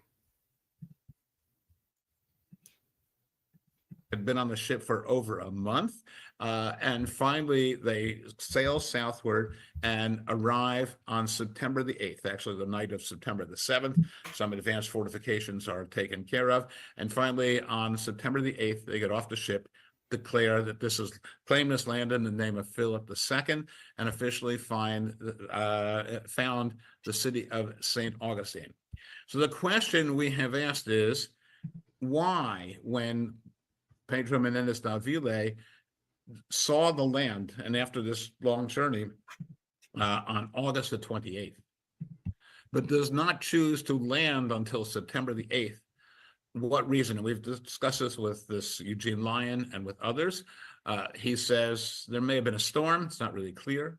But he may have wanted to go back and fight with the French and drive them out of Florida. Or we want to say, was he waiting for a period of 10 days? Why? Because he sights the land on August the 28th and doesn't land till September the 8th.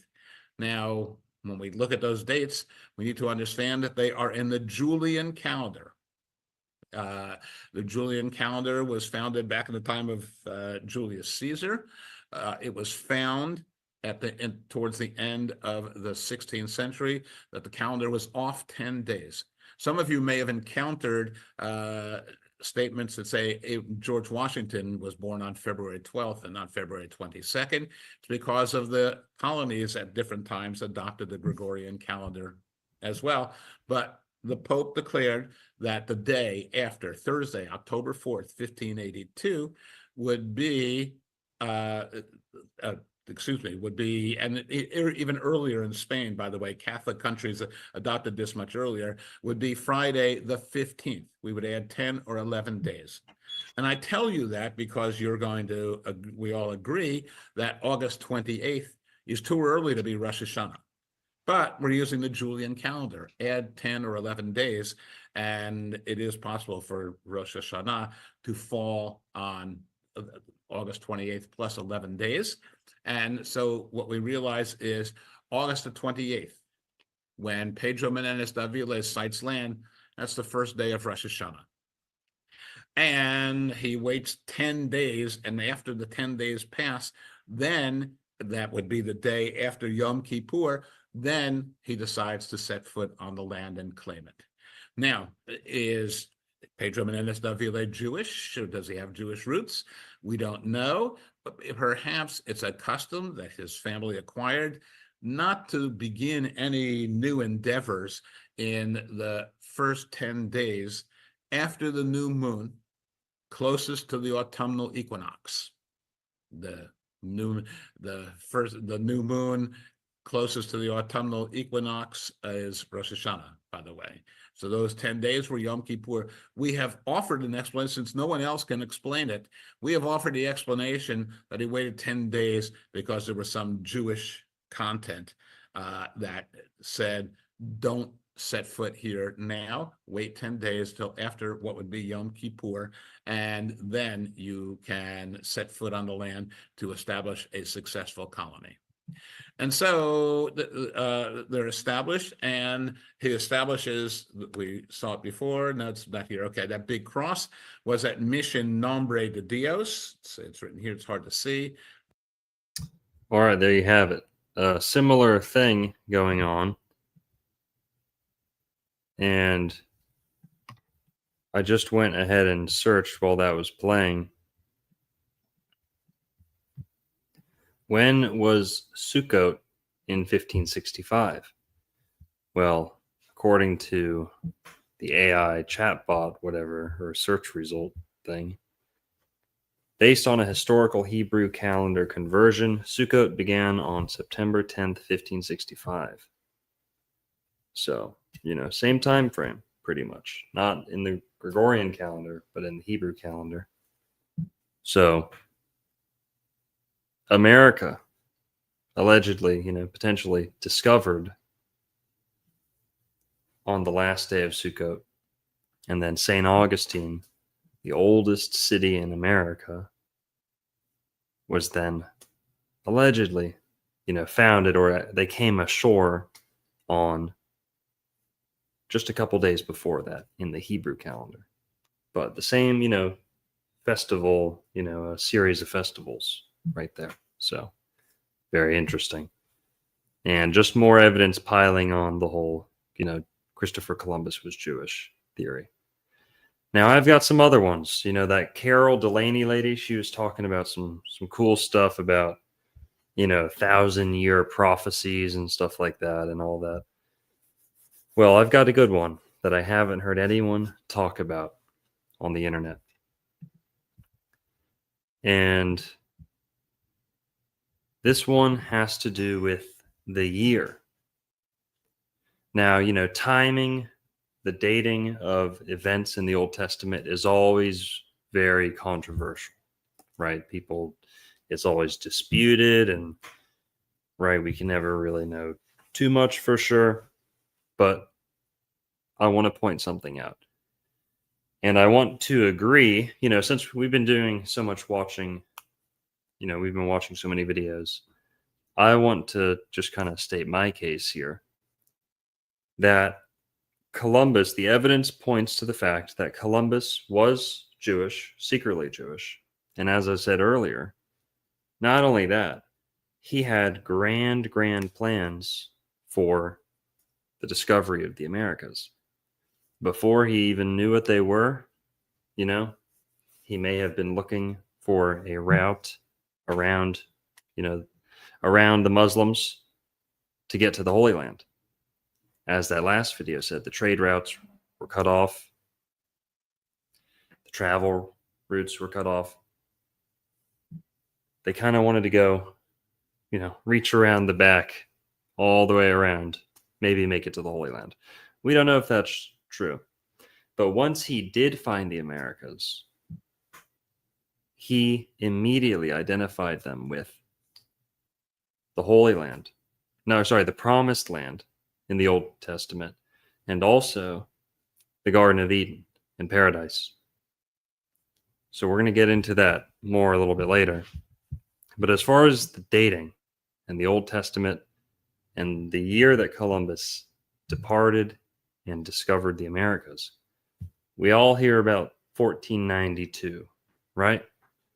1492. Okay. Well, many scholars believe that the exodus of the the Israelites from Egypt, with the Pharaoh and Moses and all that, may have been 1492 BC.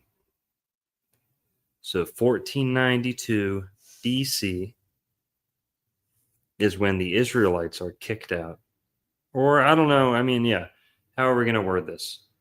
In the Old Testament, you could say Moses asked for permission, right? It wasn't exactly an easy negotiation, but eventually they were allowed to leave.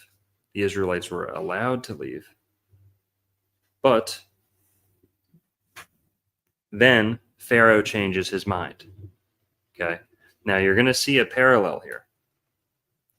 But 1492 BC. Now some people disagree. Some people say it was 1450 BC. Some people say it was 1500 BC. You guys go look it up.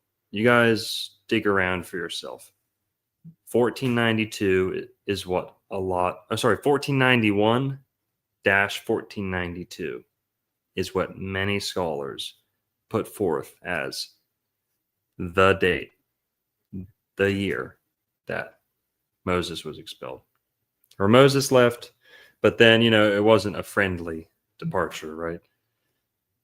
Well, let me reference my notes here. Many scholars will place the exodus of the Israelites from Egypt between 1491 and 1492 BC. Now, the expulsion of the Jews and crypto-Jews from Spain between 1491 and 1492, same time frame, just AD. BC versus AD, right? Perfectly mirrors the exodus / expulsion of the Israelites from Egypt. And I say expulsion because, they asked to leave, but they were kind of there against their will, you could say. And then once they're given quote unquote permission to leave, that permission's like kind of revoked. And then they send, the army comes after them. The Egyptian army comes after them to try and essentially either kill them or take them back. So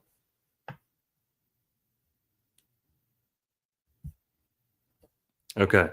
Now, not only that, they mirror each other even more because, like I said, both Columbus and Moses personally asked permission of their monarchs to leave. Moses asked permission of Pharaoh, and Columbus asked permission of King Ferdinand and Queen Isabella. Both of these rulers somewhat changed their mind. Pharaoh sent an army after Moses, and Ferdinand and Isabella sought to arrest Columbus. After hearing some stuff, disagreements, there were some family disputes, some territorial disputes. It was hard to get approval for things they wanted to do once they get to America. So there was a period of time where Columbus was arrested, if not like put on trial and stuff. Yeah, Christopher Columbus arrested in 1500, sent back to Spain in chains due to widespread complaints about his brutal and corrupt governance of Hispaniola, etc., etc. You guys can look that up, but an interesting parallel, right? And of all those rabbis and people we were watching, none of them pointed that out. So that's pretty interesting. What else? Here's another good parallel. Moses had to cross an ocean of sand to find the promised land. Columbus believed, well, he did have to cross an ocean, just a regular ocean, to discover both the promised land and the Garden of Eden. Another parallel. And, with all the other stuff we heard before about some other, biblical prophecies that he was aware of and trying to initiate. No, we're not glazing here. No. No. Go check my track record, buddy. No. Mm-mm.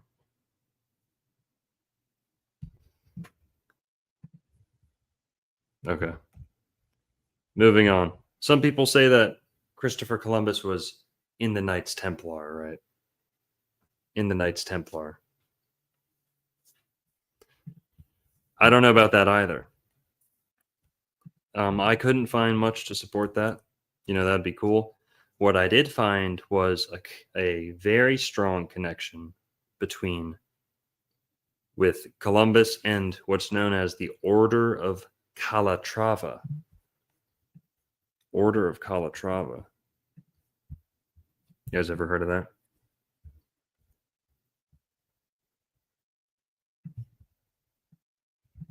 Well, here. There's a little reel that we're gonna watch and react to. And then we can kind of clear up the Knights Templar thing. Because I've got a good angle on it.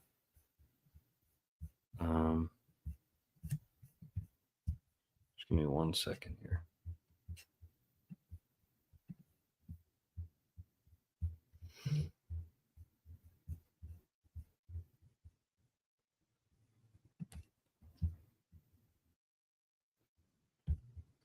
This video is funny because he like pretends he's on Joe Rogan, or it's edited. I hate when people do that. It's so lame. Sure. The Knights Templar. So gay. They were accused of practicing the. Can you guys hear this? These dark arts, this ancient Egyptian. Which one are you? You want to hear something really fascinating? Sure. The Knights Templar, they were accused of practicing these dark arts, this ancient Egyptian mysticism. Their symbol was red cross, but it was 8-sided. That cross, that 8-pointed cross, carried throughout really strange organizations, one being Freemasonry, the Nazis. And the story goes that hundreds of years before Columbus went to America, the Knights Templar were actually in America. And there's a conspiracy that they were finding ancient relics and bringing them to America to hide them. When Knights Templar was dissolved, all of Europe was basically like, if you're a Knights Templar, you're in prison or you're dead. Yeah. The only country that did not do it was Portugal. What's interesting is that Christopher Columbus is from Portugal. The sails on Christopher Columbus's ship was the symbol of the Knights Templar. He used those sails because he knew that the natives there would recognize that and it wouldn't be as much of a threat. You want to hear something really fast? Now, let me take a stab at this. Okay. Some good stuff in there, but some garbage. Maybe a lot of garbage, okay? Like I said, look into Christopher Columbus and the Knights Templar. I don't think the links are as firm as people think. What it actually is the Knights of Calatrava and the Knights of Santiago, which are kind of similar. Very similar. The Knights of Calatrava, let me look them up. Order of Calatrava, same thing. Military order, one of the 4 Spanish military orders and the first military order founded in Castile, but the second to receive papal approval. And their origin and their connection to the Knights Templar comes from this. Calatrava is the name of a castle recovered from the Muslims in 1147 by the King of Castile, Alfonso VII, called El Emperador, located in what was then the southernmost border of Castile. This conquest was more difficult to keep than to make, especially at a time with neither standing armies nor garrisons were known.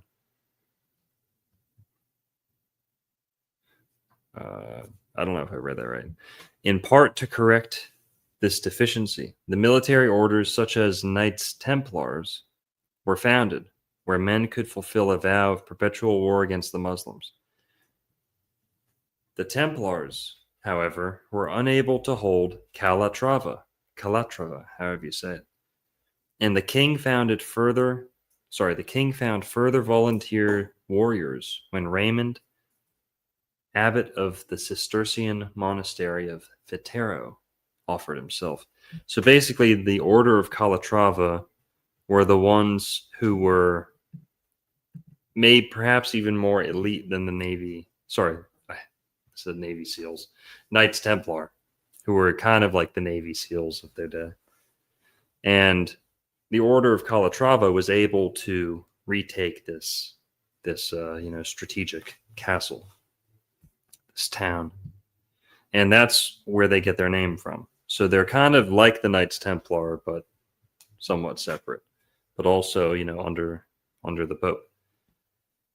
So what's interesting is the the Order of Calatrava, if we go back to their symbol, okay, you guys can look this up. What was the red cross on Christopher Columbus's mast? There's actually very little evidence to show that it was a Templar cross. It's not a Templar cross any more than just, that's Spain's flag at the time. They had a red cross, and other countries did too. That's not unique to the Knights Templar. That's not exclusive to them.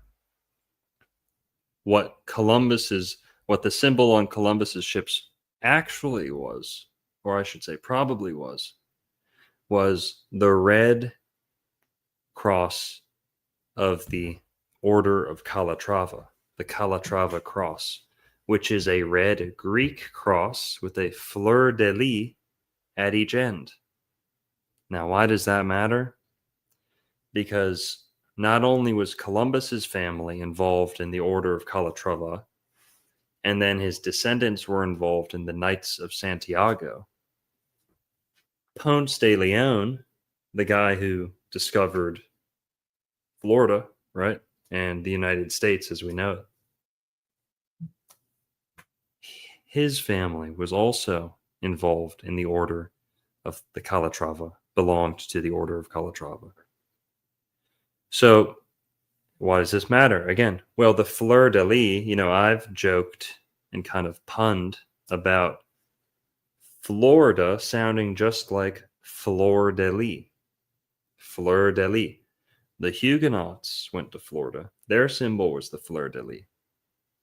The Spanish went to Florida chasing the Huguenots when they went to St. Augustine. And then their symbol is 4 fleur-de-lis, right? Or at least this kind of mystical, secretive order behind some of those early conquistadors. So that's the red cross that was probably on Columbus's mast, not the Templar cross. Kind of similar. And maybe there were some Templars on the voyage. I'm not discounting that. But I think the firmer link is with the Order of Calatrava, however you say that. So, well, all right. So we talked about the symbol. We talked about the holidays and the year and all the connections, right? We heard a lot from some rabbis. Now I want to add a little bit more on to the story about once he found the Americas. What did he think? In that video with Henry Abramson, did he mention that? You know what? We might have to go to my hidden Jewish history video. Did he mention in that video that he believed the Native Americans were also Jewish? Because we want to talk about that a lot. Give me one sec.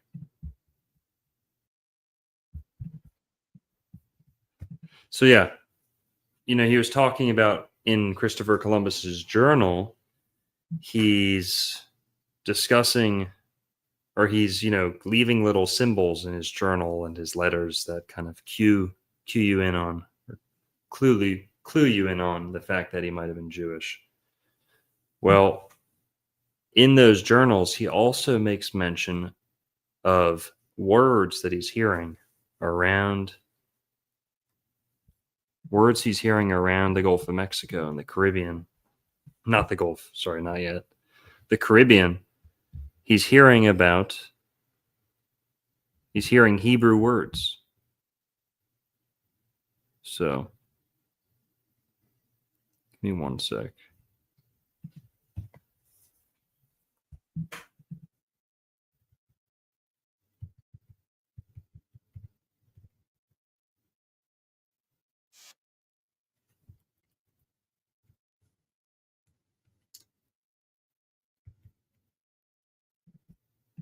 All right, sorry, give me one sec. I was checking that. Yeah, I think he said it earlier. He just says it really quick. But go look into that. Now I'm going to pull open my notes. I'm just going to riff on some notes that I got. We're done with the videos.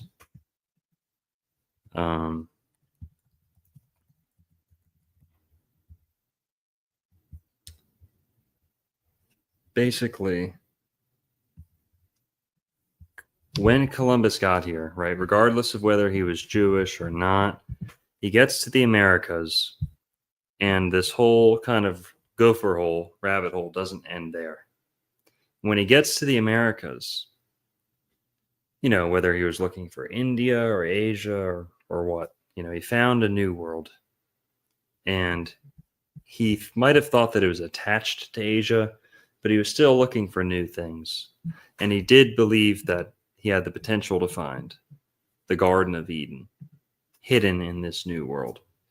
And each of his voyages, he grew closer and closer to believing this, you know, believing he was very, very close to finding the Garden of Eden.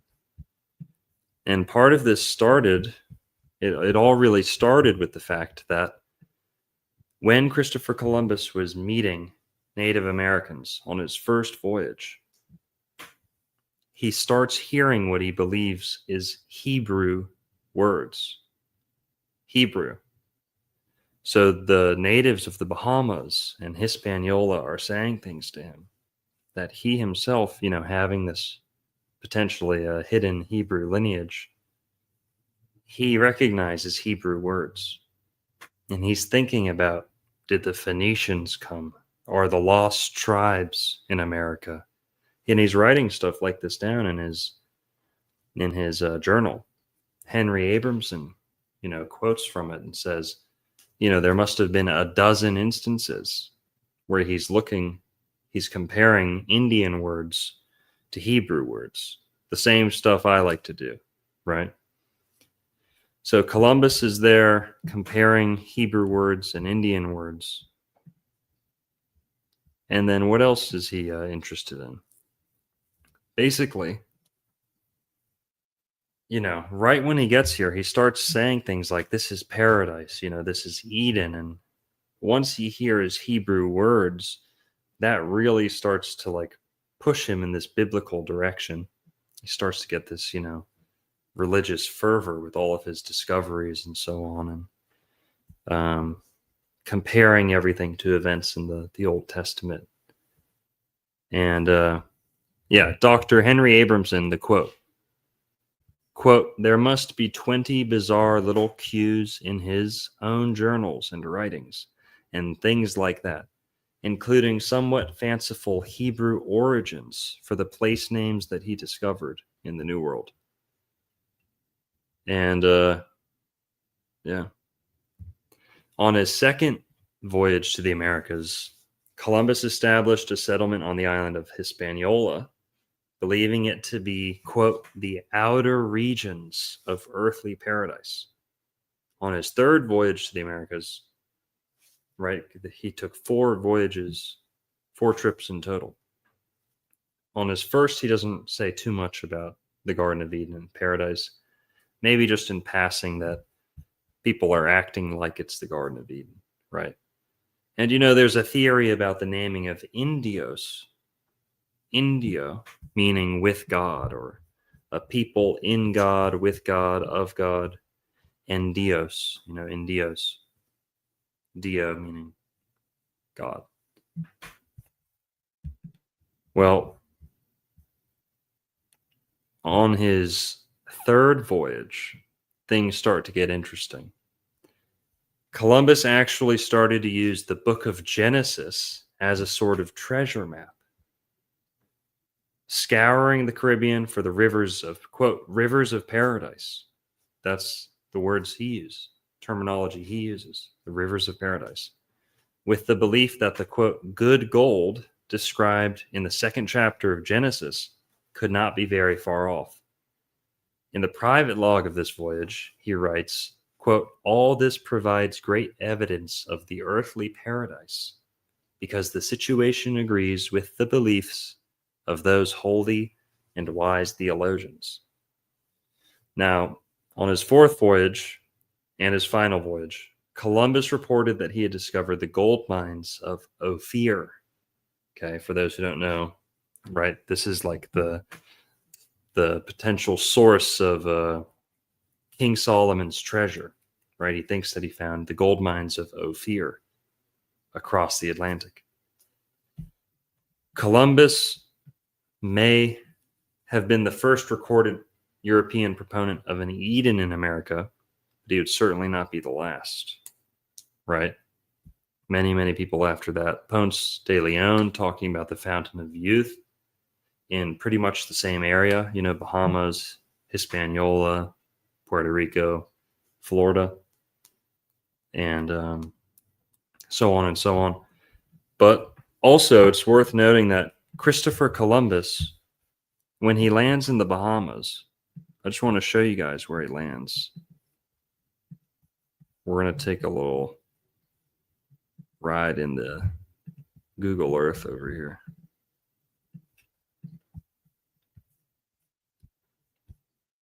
Okay, you guys can see that. Let me kick that music back on.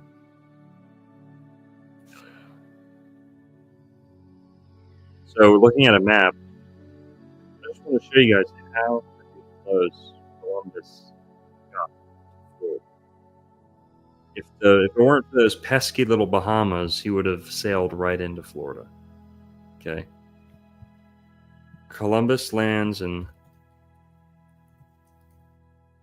San Salvador, the Bahamas. What do they call it?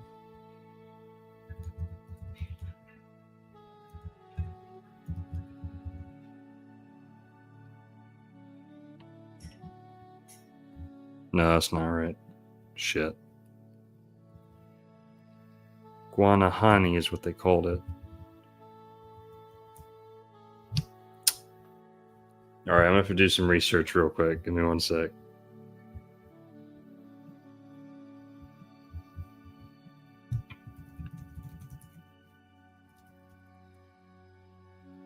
San Salvador. Yeah, what the fuck?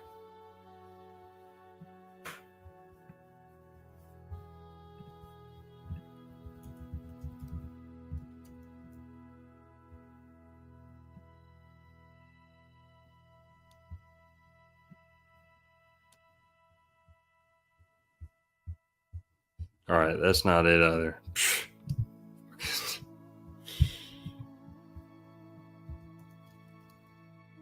I wish I could no-scope it, but I can't. All right, essentially, Christopher Columbus landed in the Bahamas, which is over here. Right, I think he landed. Let's go fish around. I think we can find it.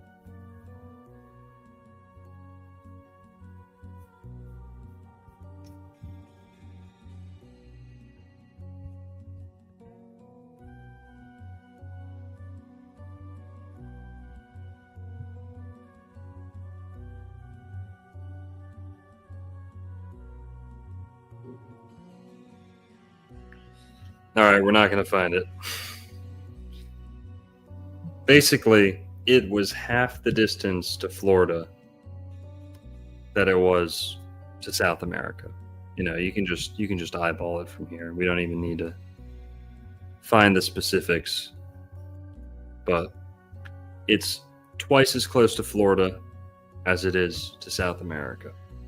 And if those islands weren't there, there's a very high likelihood that Columbus would have sailed right into like Miami, right?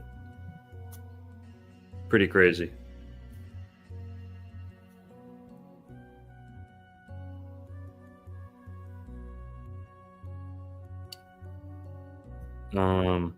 Let's see, what else? What else is worth talking about? Yeah, you know, Columbus essentially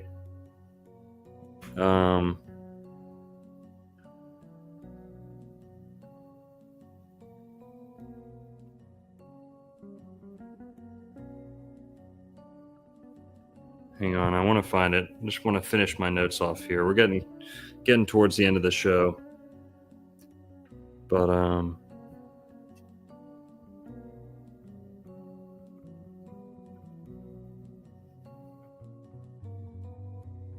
yeah, you know, essentially he was, what I've got written down here is he was driven to fulfill a prophecy according to which the long-awaited Jewish Messiah could not appear or reappear maybe until the new world, until the original Garden of Eden, Promised Land, and or New Jerusalem was finally uncovered in the New World and Judaized.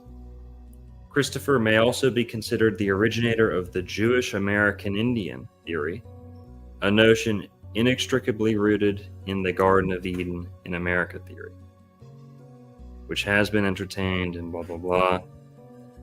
But yeah, so not only did he have all this hidden ancestry, then he gets to America, believes that the people he found were also, had like this ancient Israelite heritage.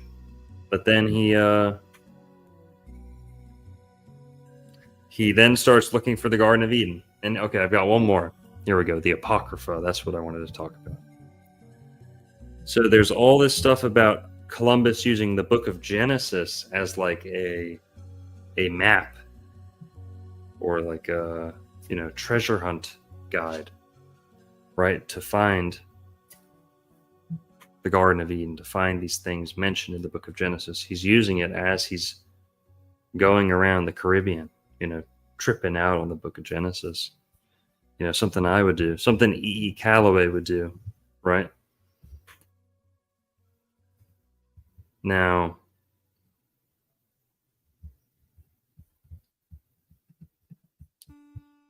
I've got this one more article. Who's ever heard the word Arzareth? I said we were done with videos. I've got one more video. Okay, this comes from the Sam Shamoon channel, but it's reposted by someone else. Let's tune into this, and this guy will refresh our memory on Arzareth, because that's something else that Columbus talked about and believed in.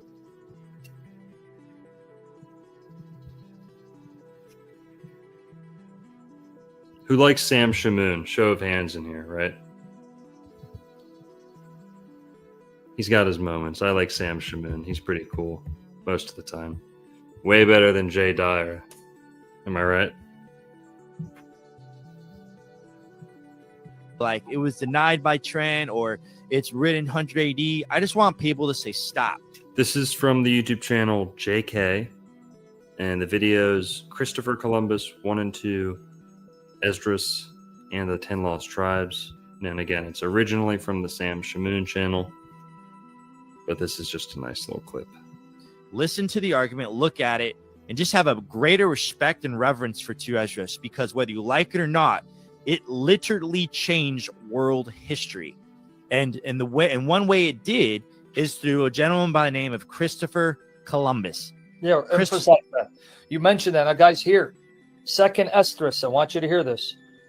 How did it impact Christopher Columbus, this book? Emphasize that. Because he utilized it as one of his key arguments to prove that the world was round and that he could travel across this great wide ocean.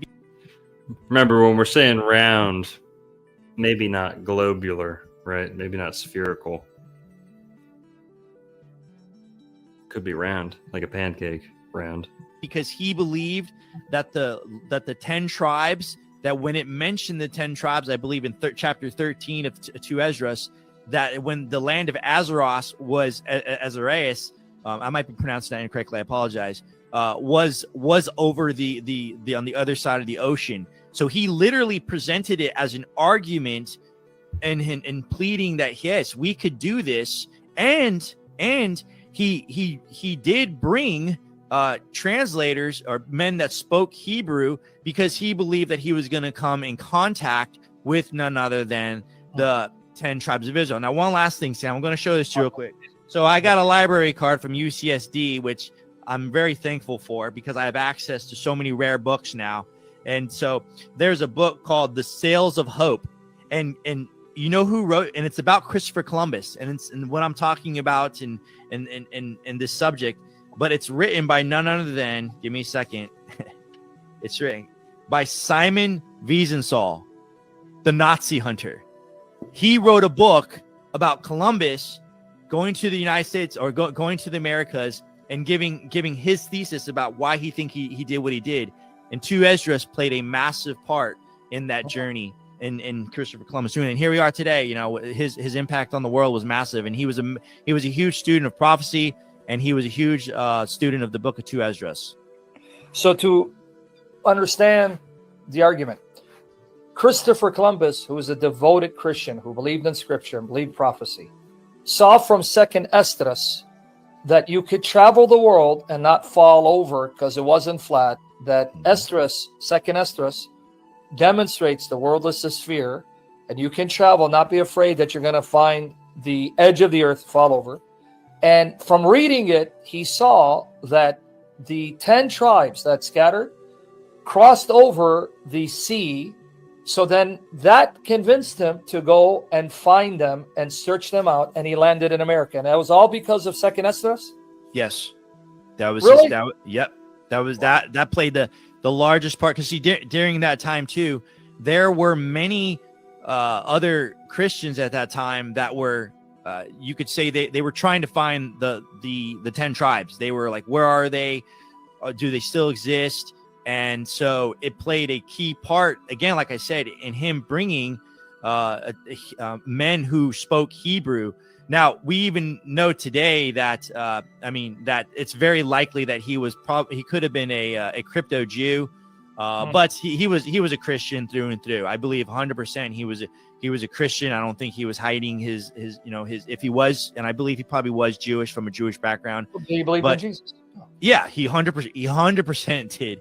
He was a lover of Christ. He was a Roman Catholic, and so he was a brilliant man, and he changed world history. And he's actually one of the men I admire. He was a brave man. He was adventurous, and he studied the Word of God. I mean, he was a man's man, and he went out and he did something that very few could even think of doing, and he came back. Got to say no Cuomo with that one.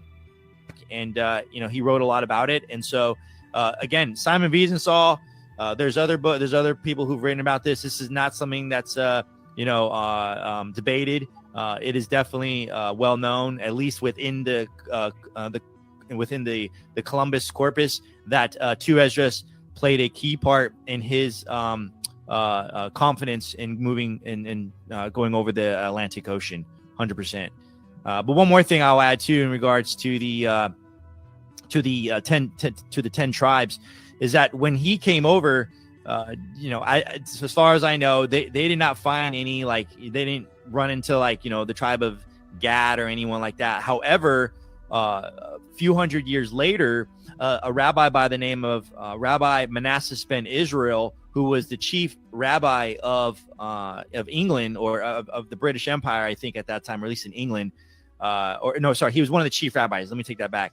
And so he actually wrote an essay to Sir Oliver Cromwell, arguing that that there were Jews, so that's not Jews, that there were Israelites from the 10 tribes that were in the Americas, and that there were a lot of distinguished historians who were showing proof of this. Now, we know this, what I would easily say a cult, the Mormon cult. Yeah. Joseph Smith, all Joseph Smith did is he took just like Islam, took popular beliefs, mashed it up, and then made his own little religion. And that's what he did. So when someone says like, oh, he's talking about the 10 tribes in America, that's Mormonism. No. What happened was Joseph Smith took it from Christian historians, and he took that and unfortunately perverted it. And now people, when they hear things like that, they think of Mormonism, and that should not be the case at all. You're absolutely spot on. And because I'm aware of groups that taught that the 9.5 or 10 tribes crossed over the Caucasus Mountains, and there's a form, what they call, one term is British Israelism.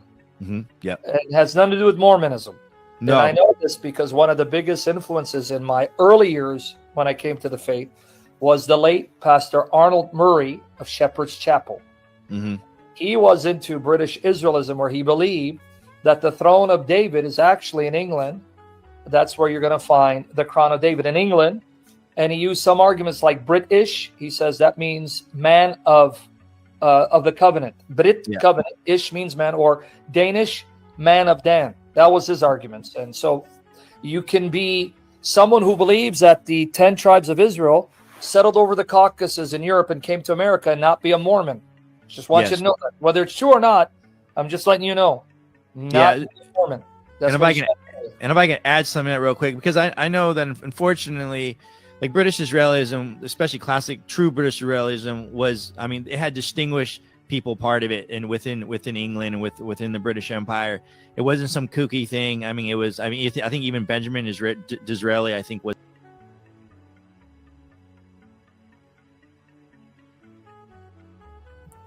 Since we're on the topic, guys, I'm a King James Version Bible guy. I really like the King James Version Bible. I think that's the only Bible we should really be reading if we're going to be speaking and reading English. If you want to learn your Hebrew and ancient Greek and Aramaic and whatever, okay, cool. But if it's English, we need to be reading the King James. Now, a lot of people shit on the King James. They don't, usually not a good reason. But there is one reason why the King James Version has been persecuted unjustly. The King James Version Bible is the only Bible written from the perspective, or, translated, formatted, arranged, whatever, produced, under the assumption, with the belief, that Northern European people are the original Israelites and Hebrews and Jews from the Bible. They believed that. King James himself believed that. King James, all you've probably ever heard about King James is, oh, he was probably gay. Oh, he killed his mom or whatever. Okay, all blah, blah, blah, blah, blah. Wouldn't it make sense that they really don't want you to like the king who went out and, boldly affirmed that Northern European people, the British, Celtic, and he didn't say it was from the English line, from the Norman or the French or any of this. He believed this was from his Irish lineage. Now that's some good stuff. King James Version Bible. It's amazing. Did you know that the only dog breed mentioned by name in the Bible is the Greyhound? And the Greyhound, some people think it comes from the Middle East. No. It comes from the British Isles. The British Isles. There's a whole lot more to that. But, not the video, not the time to talk about it right now. But there's a lot to show for it. So King James Version Bible, very good. If you like to think there's something special to the Northern European people, they have a true connection to the stories of the Old Testament. I hate it when people say this is the sand larpers. No. Get your facts straight. Before Islam spread around the world, North Africa was white. The Levant was white. The south of Greece was white. The south of Italy was white. The south of Spain was white. Bright hair, bright eyes. Light hair, light eyes, fair hair. Then the Islamic conquests. And then we get the genetic variation, the phenotypes we see today. Okay. So when people, Europe is not, it's maybe the homeland of the European people, of the white race. Europe is where, but Europe could be better understood as where we've kind of retreated to, where we've retrenched ourselves back to. The white man used to be spread out very far. North Africa, the Levant, Iberia,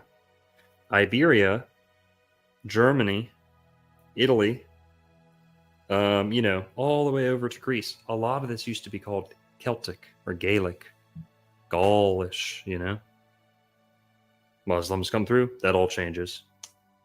Then it takes hundreds of years to push back the Muslims, and then we get Spanish, Italian, the Greek we see today is not the Greek pre, Islamic, conquest. Go look it up. So People scoff at British Israelism and Celtic Israelism and stuff, but no. And if you're one of these pagan LARPers, let me look you in the eyes, okay? If you're one of these pagan LARPers, if you're one of these people who thinks that being a Christian means you're falling for some, you know, I'll say it, Jewish psyop, that Christianity is a psyop, or that we're somehow, no. It's the other way around. Paganism has much more in common with Old Testament Judaism than anything Christianity does today. So, again, that's not the topic for today, but here we've got a nice auspicious number, 222. It's, we're going to try and wrap it up right here. So thanks for watching tonight. Sorry if I was a little rusty, but yeah, Christopher Columbus, his hidden ancestry, his opinions on ancient Israelites in the Americas, Eden in America. Yeah, guys. 222, I'm going to sign off right here. We're going to roll some music, but yeah, see, no, we're just going to have to talk about this another time. It's not true. You don't know what you're talking about. You shouldn't type such embarrassing things. Nobody tricked me into worshiping anything. You don't know what you're talking about. We'll have to talk about it another time, though. So, peace, everyone. Have a good night. And all right. So yeah, we'll talk about that topic. I'm going to keep that topic in mind. It needs to be debunked. It needs to be squashed. I'm done with the pagan LARPers. Yeah, okay. Go sacrifice your lamb and your chicken, and go choke your chicken in the dark in the barn behind your house. And yeah, okay. Right, yeah. And tell me you're not on the same team as the Pharisees and the Sadducees and the rabbis and the blood sacrificers. There's blood sacrificers, and then there's the team of light and truth. You're either stuck in the Stone Age spiritually, or you're following the way. All right. Everyone have a good night. Good to see you guys. Peace.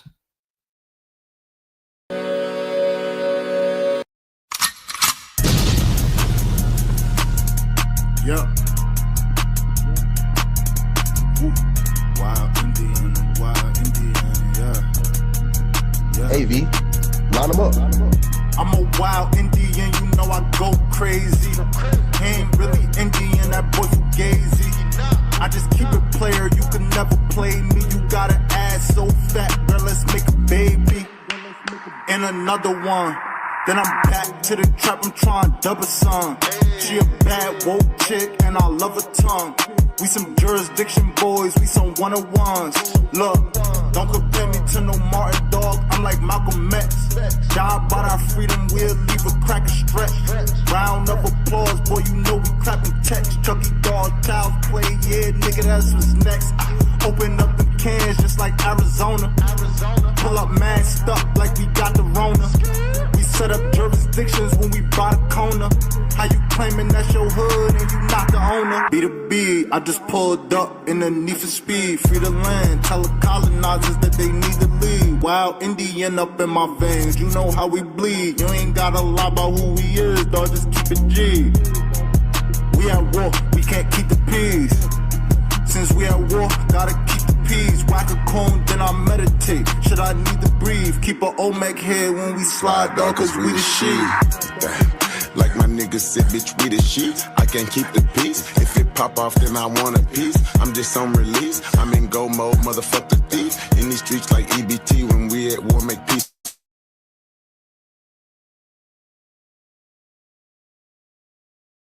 with me. I don't give a damn, understand, fuck who stole this land, white or black or tan, understand, it's fuck who stole this land. Might have seen me get a little buddy these hands, he wasn't no abo man. A lot of these dudes is Sambo man, they full of shit like my ammo can. What they call an N-word out the wrong mouth as an ambulance. Wild Indian, get it in advance, or you can post date it. Ask around, I'm the most hated, straight sacred, they stole acreage. Yo ape shit, show ain't shit, it won't be televised, I don't tape shit. Be the B, I just pulled up in the need for speed. Free the land, tell the colonizers that they need to leave. Wild Indian up in my veins, you know how we bleed. You ain't gotta lie about who we is, dog, just keep it G. We at war, we can't keep the peace. Since we at war, gotta keep the peace. Whack a cone, then I meditate. Should I need to breathe? Keep an old man when we slide, dog, cause we the sheep.